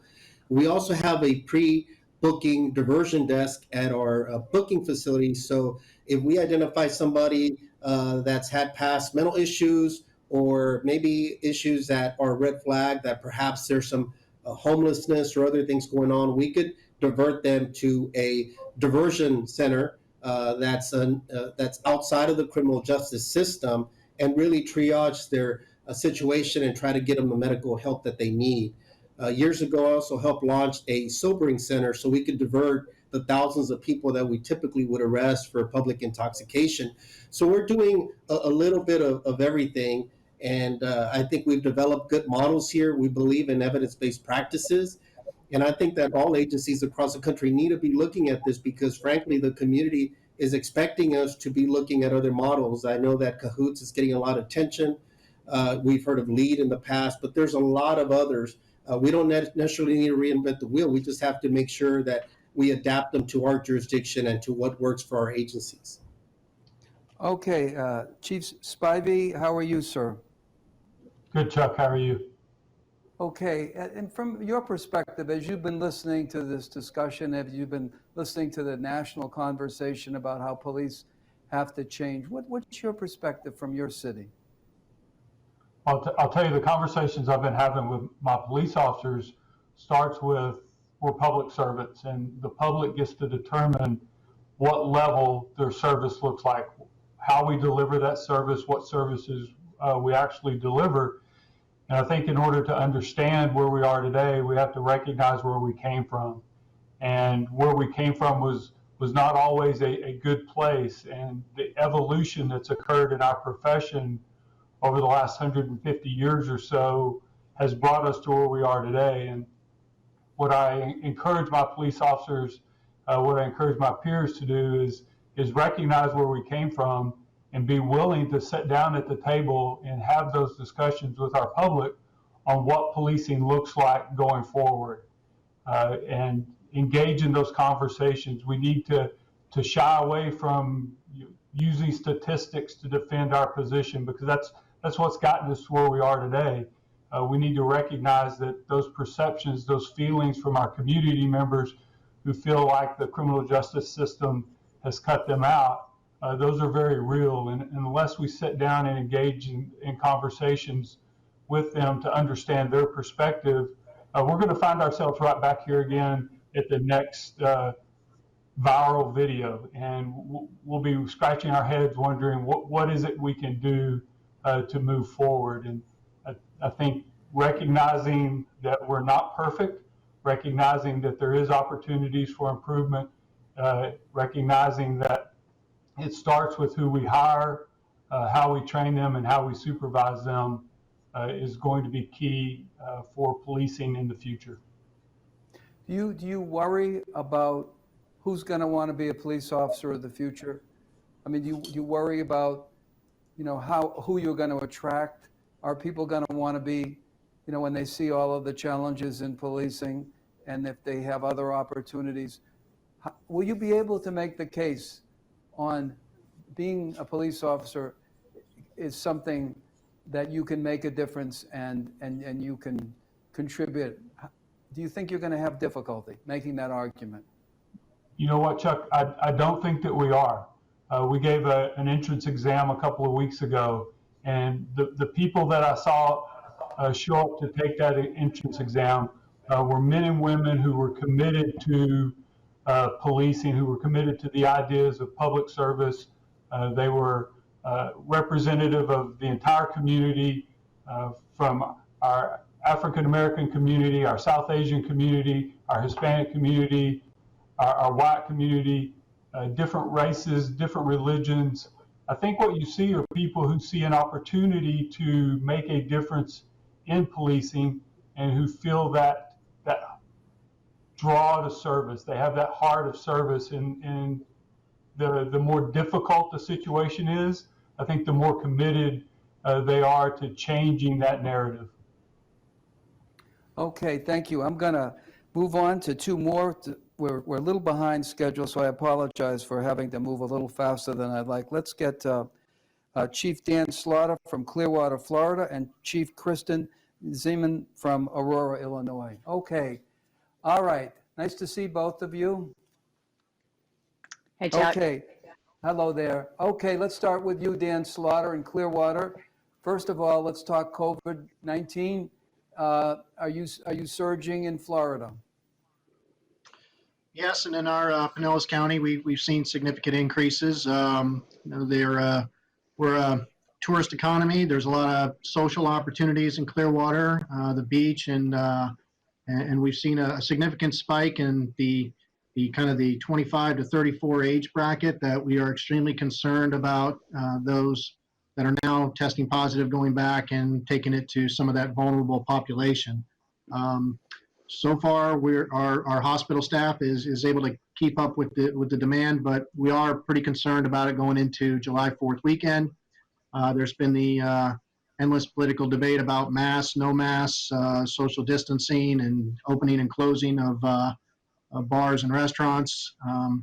The police department's faring pretty well. We've had a few tests positive. We have about a total of 53 people that we're monitoring right now that have had some kind of exposure.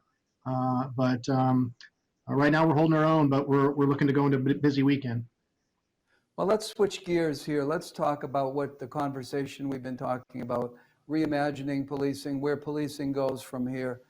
You know, as you look at it, as you've listened to the discussion, what's your takeaway? How are we going to go forward? How are we going to get, you know, people to want to be cops? Are you going to? What changes are you thinking about, if in terms of who you hire and how you train? Yeah. Well, I'm looking probably with a lot of other things through a different lens. I previously looked at body cameras, and we looked at some of the other common action items that kind of come up in a time of where trust is questioned. I've always kind of been able to find explanations on why they may not have been a good idea, but moving forward, I think some of those action items are important for me and for the community, or for the department, to demonstrate the commitment to the community. And if the community is looking for them and wants them, I think they're important. But my messaging to the community has been, some of these action items are good. They're items, and I'm not trying to talk the community out of asking for them. But I think we need to recognize that they're not going to necessarily solve our problem. We could still have I could implement body cameras, civilian oversight, and do a lot of de-escalation training. And at some point, I'm either going to have an officer do something wrong because we're humans, or I'm going to have in a period where an incident where de-escalation just doesn't work, because it doesn't work 100% of the time, and it could be a very bad looking video. So I want to have that honest conversation with the community. Like, we can do that, but that's not going to get us to where we need to go. We need to get to the point where the community has a level of trust that we're addressing these things as they come. And I believe we are as a department, but I think we've done a very poor job. When I say we, I mean me, and really connecting the community and sharing some of that information. Chuck Ramsey made a good point when he talked about the bad apples. Well, I think too often, and I've made it a very diligent, that I'm not going to get up and say this can't happen here, and we don't have any of those here, and this doesn't happen here, because I know it could. We're big enough that something could slip through the cracks. But to your other point, I've always, and the Clearwater Police Department's always been very committed to trying to pick a very specific personality to be a police officer, somebody who's civic minded. We do a lot of work on the onboarding process. We share Chuck Ramsey's the Challenge of Policing in Democratic Society article. We have them read that. It talks to them about their role in protecting civil liberties and not being used as an instrumentality of bad policies. And we get some feedback. And I think that communicates very early on with all the other things we do, the implicit bias training on the onboarding process, and even just the questioning we ask, to make sure that people understand that our culture is one of protecting those civil rights and trying to create a policing atmosphere that's bias free. Okay, thank you. Let's go to Chief Zimmerman. Chief, can you hear me? Chief Kristen Zimmerman? I can. Hey, so how are you doing? How's everything in Aurora, Illinois today? Living the dream, one step in front of the other. Yeah. Okay. So, by the way, has COVID come back to Illinois? You were personally hit hard. The community was. How is Aurora, Illinois doing today versus, say, 2 months ago in terms of the COVID-19 issue?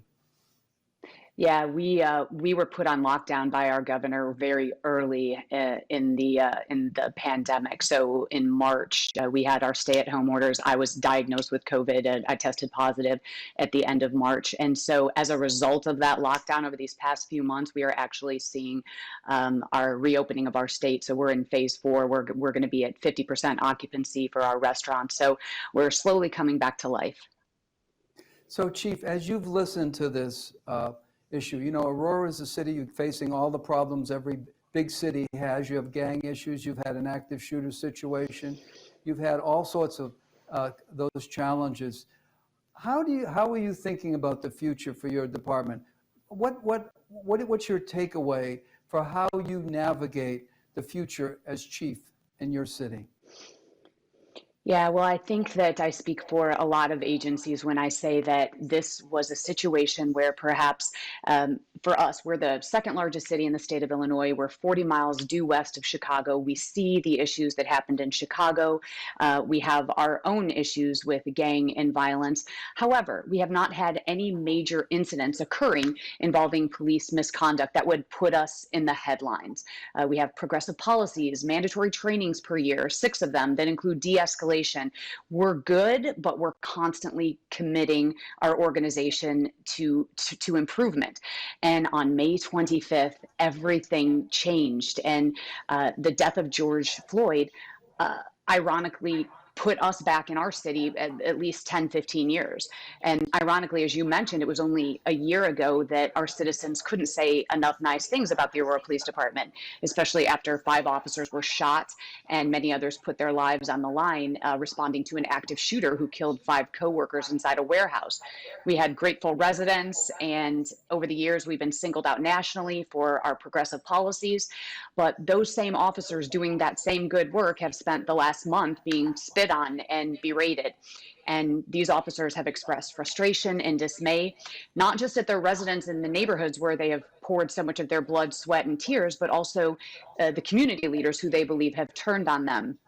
But we have to confront the past, and our nation has had enough. They've had enough of the systemic racism that continues to plague our African American brothers and sisters. And George Floyd was the proverbial boiling point, and now we have to confront that. Whether we believe it's our fault or not, we are still responsible.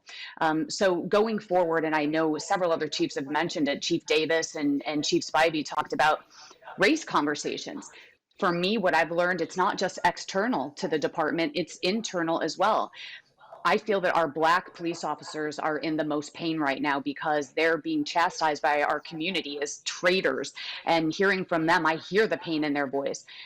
Our white officers are saying that they feel as though they cannot do their jobs, and Black officers. And as a result of that, we see that there's a work slowdown just from 2019 to 2020. When I compare this particular month, we had almost 1,500 traffic stops, and then we've had 150. So just in that same time period, we've had a reduction. So officers are taking back a step back out of fear, and Commissioner O'Shea spoke about that earlier. As officers are scared. So you asked me how we go forward. Here's what I think that we do. We need to, one, remind our troops that they need to continue doing the same good work that they were doing before this occurred. But we also need to shore up our training and our policy so officers do the right thing. I firmly believe that you play like you practice. We also need to continue to connect with our community and to be transparent about our practices. We need to educate the public on laws so that they comply. I find that people fear what they don't understand. So when we can educate them and get them to a place of understanding, we'll have compliance. But above all, we need to remind officers in our charge that we stand with them when they are right, but we must part with them when they are wrong. And above all, I believe we can do the work of law enforcement while simultaneously treating people with human dignity and respect. Really, really well said. I want to ask you a quick point here, just to follow up. You know, you were so clear on what happened last year with the 5 officers who shot active shooter situation. The public, you know, really loved them. And now this year, you know, that has turned. Is there a way, we talk about what the cops have to do, right? And you know, that we get that. Is there something that has to happen on the community side of this equation? I mean, is there something that the community, could the community see some role for them?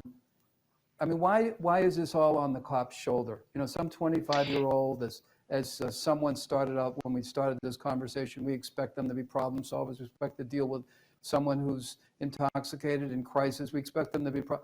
Is there a role for the community here in terms of their better understanding of what the police are facing?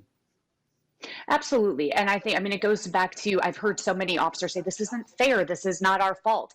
It doesn't matter. We are responsible. And I've also heard people from our community, especially people of color, say, I don't understand. Why does an officer get to pull me out of the car or ask me to step out of the car? Why do I have to provide my identification? And we find that a lot of these instances happen because, on the police officer's perspective, if people would just comply. But then on the external in the community, people don't understand, well, why can you ask me to get out of my car? What have I done? And the fact remains is that we can, but people don't know the law. And on one sense, you can argue that ignorance of the law is no excuse. But on the other hand, as I mentioned earlier, we fear what we don't understand. And when I say we, I mean our community, and especially members of our minority community who already distrust the police, fear what they don't understand. So I do think the onus is on us, though, to get our citizens to a place of understanding, and we have to do that through education, and that takes conversation. Thank you very much, and appreciate it. I am behind schedule. We are going to go past 2 o'clock. If you have to take off, I apologize, but I have 3 more speakers, and I want to give them appropriate time. So this is different. We're going to do a little shift here in the kind of speakers we have. I've got 2 speakers. First one is Detective Patrick Skinner, and I'm going to introduce you, and then I'm going to introduce Georgetown Professor Rosa Brooks. And you'll see they are a little different from who you've heard before, and that's good, because they're going to give you an interesting perspective. Let me start with Detective Skinner. He joined the CIA as an operations officer shortly after 9/11, and he worked in the agency for almost a decade. And then he worked in the Coast Guard, U.S. Capitol Police, and U.S. Federal Marshal Service. He joined the Savannah Police Department in 2016 in his 40s. So you're going to hear from Patrick Skinner. Then we have Georgetown law professor Rosa Brooks, coming from vacation, by the way. We hunted her down to get her on vacation. She's a law professor at Georgetown University. She's been a senior fellow at the New America Foundation. She's been a columnist for foreign policy. She previously worked as counselor to the Undersecretary of Defense for Policy, senior advisor, U.S. Department of State, and she serves, interestingly enough, on her resume, as a reserve officer for the Washington, D.C. Metropolitan Police. So I'm going to start with you, Patrick Skinner. I'm going to read to you something that you wrote in the Washington Post op-ed. You said, what we now see deployed in many cities and towns is anti-policing. It's the death of true community police work, and too often the death of our neighbors. The well-documented militarization of American police departments has inevitably produced officers who see themselves in their roles as warriors or punishers or sheepdogs. Much of what our society finds so distressing and unacceptable in police interactions with their neighbors, disrespect, anger, frustration, and violence, is not a result of flawed training. It's a result of training for war. What did you mean by that? What does that mean for you? And how was your experience working overseas help to inform what you do now in Savannah, Georgia? Yeah, thanks for having me. I think it does more than inform. I think it's why I joined the police department. I fought the war on terror, and I saw exactly what we were trying to do, where we kept talking about hearts and minds, but every single thing we did was against that. And we were trying to, it was a war, but it was fought in different ways, but we kept talking about community and outreach and all this stuff, and everything we did was counter to that. And I started seeing that here. I'm in Savannah, Georgia, and I see the same exact problems where the police are now in some ways dressing for war, certainly have equipment for war, and even the most benign interpretation of our training is we are at war. They won't, sometimes they say it literally like that, but it's always this us versus them mentality, and officer safety, which, I mean, I don't want to die, but officer safety drives everything. This warrior mentality, which stems from a how to survive a physical fight, is now seeped into every training. And so it's just, I keep saying we need to imagine an end to this war. I literally am not a warrior. I don't like cops. I hate when they call people civilians. And so I started this concept, and it's nothing new. I'm not unique in this. I call people my neighbors because I literally live next door to them, half the people I see all the time. And it's I refuse to fight this war on terror or this war on crime. And it's the same thing I saw overseas is exactly what I see here. And the mistakes, except minus the money, actually. We had a lot of money to waste overseas. We prefer not to do it here. But the damage is just generational. And I wish we had a lot more time because there's so much that, I mean, I'm a rookie cop. I've had 3.5 years, but I have 20 years experience of other stuff. And what I'm seeing, it's just, we need to change the mindset before everything else. You know, you said something to me when I talked to you, you said something very interesting. You said, when you go on a call, one of the first things you do is you find out who's calling and you call them on the way to the call. Why do you do that?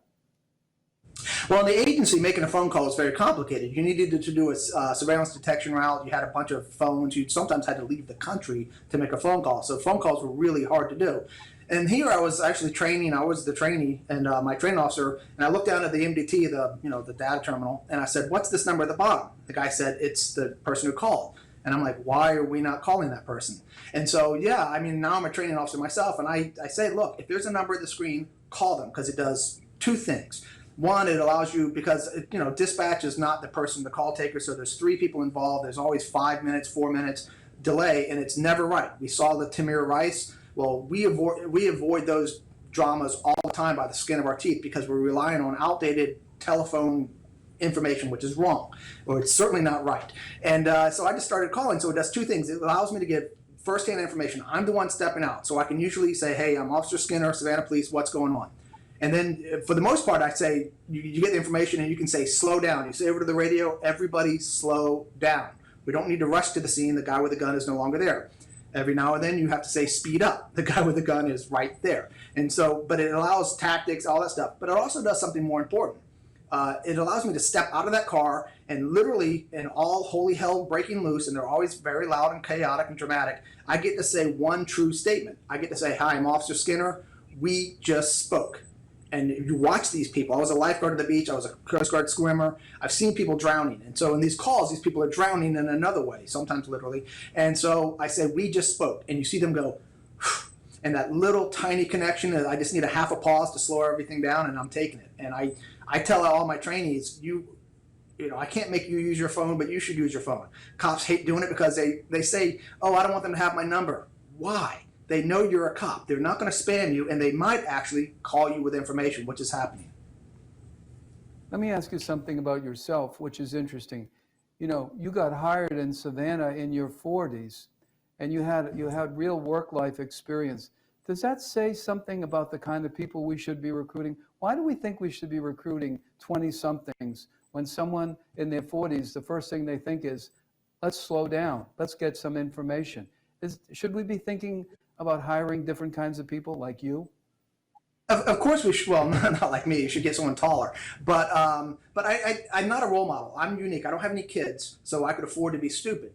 I could afford to take a massive pay cut. Most people, I'm 49 now. Most people couldn't do that. They can't. You know, right around my time, I was in my peak. I left the agency because my dad was dying of dementia. But so most people can't. They have a mortgage, and I lucked in. You know, but yeah. I mean, I'm physically frail and wretched now, and so I don't chase people. But the agency taught me to never show my ass, to never be a punk. You always seek some kind of connection. Is it superficial? Yes. But is it effective? God, yes. And so, yeah, I always thought that you should hire people that were able to sell cars, or people that were waiters, or people that were used to people treating them like, you know, garbage or rude, because cops got to stop being defensive. They got to stop telling people to do stuff. I always found the cops that didn't expect people to do what they told were usually the better ones I like to work with, because they found ways. I have a motto now: if you didn't have a badge and a gun, how would you handle this call? Whatever you come up with that is thoughtful, legal, and kind, try that first. Because if you go in relying on that badge and the gun, you're going to use one of them. Thank you very much. Terrific. Professor Brooks, I want to quote from you from an article in The Atlantic. It said, that you wrote, it said, "The nation is now debating how to fix American policing, and much of the criticism of current police practices relates to the paramilitary aspects of policing. It's an important critique, but one that often focuses narrowly on police uniforms, weapons, equipment, rather than underlying issues of organizational culture and structure. If we want to change policing, we need to also turn the spotlight onto police academies where new recruits are first inculcated into the folkways of their profession. And then in the Washington Post op-ed, you said the aggregate data makes a compelling case that gender diversity could reduce police violence. Can you explain both of those issues in Sure. 3 minutes? Thank you. Thank you, Chuck. And I should say at the outset that although I am an MPD reserve officer here in Washington, D.C., that these are my personal opinions and I don't speak on behalf of MPD. I think on the first issue, how people think about police militarization, everybody talks about why does the small town cop need a Humvee? And that's a good question. But I think that we often do miss the sort of deeper issues, and Patrick raised some of these already, the ways in which police are acculturated, starting right there in the academy typically, to think of themselves as warriors, to think of every interaction as potentially posing a lethal threat, and to have that, and that's obviously true, but to really have that be the driving force in how they respond to people. And also the way we currently structure most police academies, and it varies, not all of them are like this, but it's a sort of a military boot camp style of training with a lot of emphasis on immediate obedience, on spit and polish, on physical skills, at the expense often, I think too much still, of those critical thinking skills. And my background is more in the foreign policy, military policy, defense policy world. And a lot of what Patrick says resonates very much with me. You know, the Marine Corps concept came up with concept, and some of this may be familiar to some in the audience, of the strategic corporal. And that idea is that we live in this 24/7 media environment.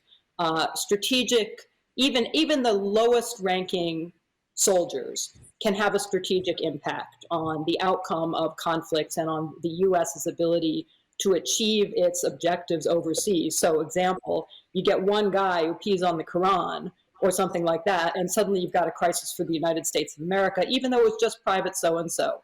And you could say, well, why should that matter? But it does matter. The same in policing right now. You know, we have however many 18,000 police agencies and departments, 750,000 plus sworn law enforcement officials in this country. All it takes is one guy or woman, usually a guy, however, I'll get to that, to do something really horrifically awful, and everybody will blame police writ large across the country for that. Our training needs to be geared from day one at the academies towards creating strategic corporals in policing, towards creating police officers who understand this job is not about just following rules like a machine. This job is not about enforcement primarily. Really big job. It's a really, really hard job. It's a job that requires critical thinking.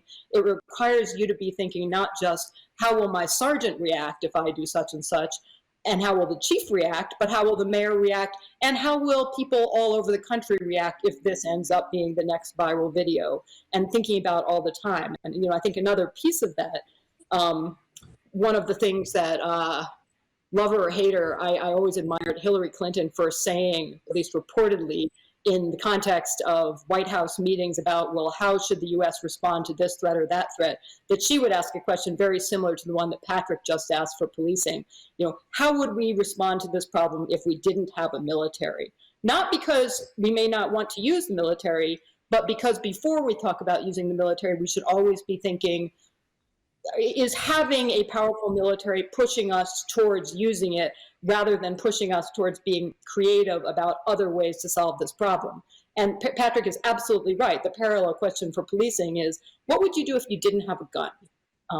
It may be that you have to use your gun or one of your other weapons. It may be. There are times when that's the case.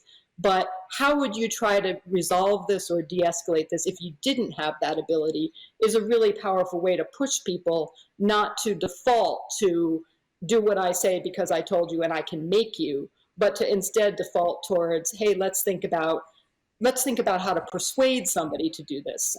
Anyway, all kinds of other issues there. Just really briefly on the gender issue. There is actually a good deal of evidence that women, for whatever reason, and I actually am pretty agnostic on why, tend to police differently than men, although they police just as capably and just as confidently, that is no question. After study, they're deft at dealing even with hostile and violent subjects as male officers are, but they are much, particularly less likely to use extreme force. And that translates both into more community trust. It also is cheaper for the police departments. Women cost departments less. They're less likely to be the subjects of excessive force complaints and expensive court settlements and payouts as a result of abuses or excessive force. At the moment, as you all know, women only make up nationwide less than 13% of all sworn officers. That's an area that certainly seems like it's crying out for change. I think recent events have. Can I ask you something? Go ahead. Quick question, all right? Let's say I go with your assessment that women are better police officers. How many? No, better, but. Okay, how many students from Georgetown will become police officers? It's a great question, and it's one, Chuck, you visited one of my classes a couple of years ago, and you put that question to the students, and I think it shook a lot of them up, actually. I do think that as a combination of the way police departments prioritize spending limited recruitment dollars and the attitudes towards policing, that not enough young men and young women at universities outside of criminal justice programs do think about careers in policing, partly because they have a lot of misinformation. They think it's more dangerous than it is. They think that you spend much more of your time, they think you spend all of your time locking people up, and so on. I think that we all have a lot of work to do, and it's something we're actually trying to pilot here in Washington, D.C. with some of the programs like our Police for Tomorrow Fellowship. We all have a lot of work to do to try to send the message that policing is about much more than those things, and that if you are critical of policing, if you're critical of aspects of American policing, rather than saying, well, I hate the police, I want nothing to do with that, come on in and be part of bringing some new ideas into that discussion. Absolutely. Thank you so much. Thank you so much. Thank you both. I'm going to end here with a good friend of mine. He's the police chief of Nashville, Tennessee. Steve Anderson, are you there? Chief Anderson, I am here, Chuck. Can you hear me? How are you, sir? Can you see me okay? I can. All right. So I'm going to go by the numbers. You've 40 years at the Metropolitan Nashville Police Department. You've been chief since 2010. You're on the PERF board. You're a leadership award winner. There's not much I can tell Steve Anderson and he doesn't know, but I will ask you this. Have you ever seen a time like this in policing? And what advice can you give us as you've announced that you're retiring, a tremendous career? What advice can you give us? You've seen pretty much everything in your career. Well, following up on a couple of things that's been said, Commissioner Bratton, as an example, when I was a patrol officer, I was sitting out on 8th Avenue South writing a report, and a gentleman walked up and knocked on the window and asked me, when are you going to get these potholes fixed? And I told him we would look into it. And as I rolled up the window, I'm thinking, why is he asking me that? But over the years, I found out, like Commissioner Bratton pointed out, that everything has been placed on us. We're a 24/7 operation. So anything that needs to be done, it's the police department that does it. And now there's a movement to not have police officers respond to certain calls. My fear is that we have other people responding to disturbance calls, the domestic violence calls, other things, and then we may be defunded, but we still have to go to those calls to protect the people that are actually there answering the calls. So as Chief Arredondo said, this is not going away. So the best advice I have is that we as leaders need to get in front of this, or else we're going to have councils, legislators, committees making rules that actually hinder us doing the job, serving the public, and may actually endanger our officers. So this is serious. This is not going away. So if you're a leader in any police department, you need to look out, see what's going on, and make any changes that need to be changed. If you're already doing the things that should be done, then we need to advertise that. So as I go out of this position, I'm hoping that whoever takes over here and anywhere else has those thoughts in mind. Chuck, I realize that This is not the same as us all getting together in the same room for our town hall meetings, but it's the next best thing.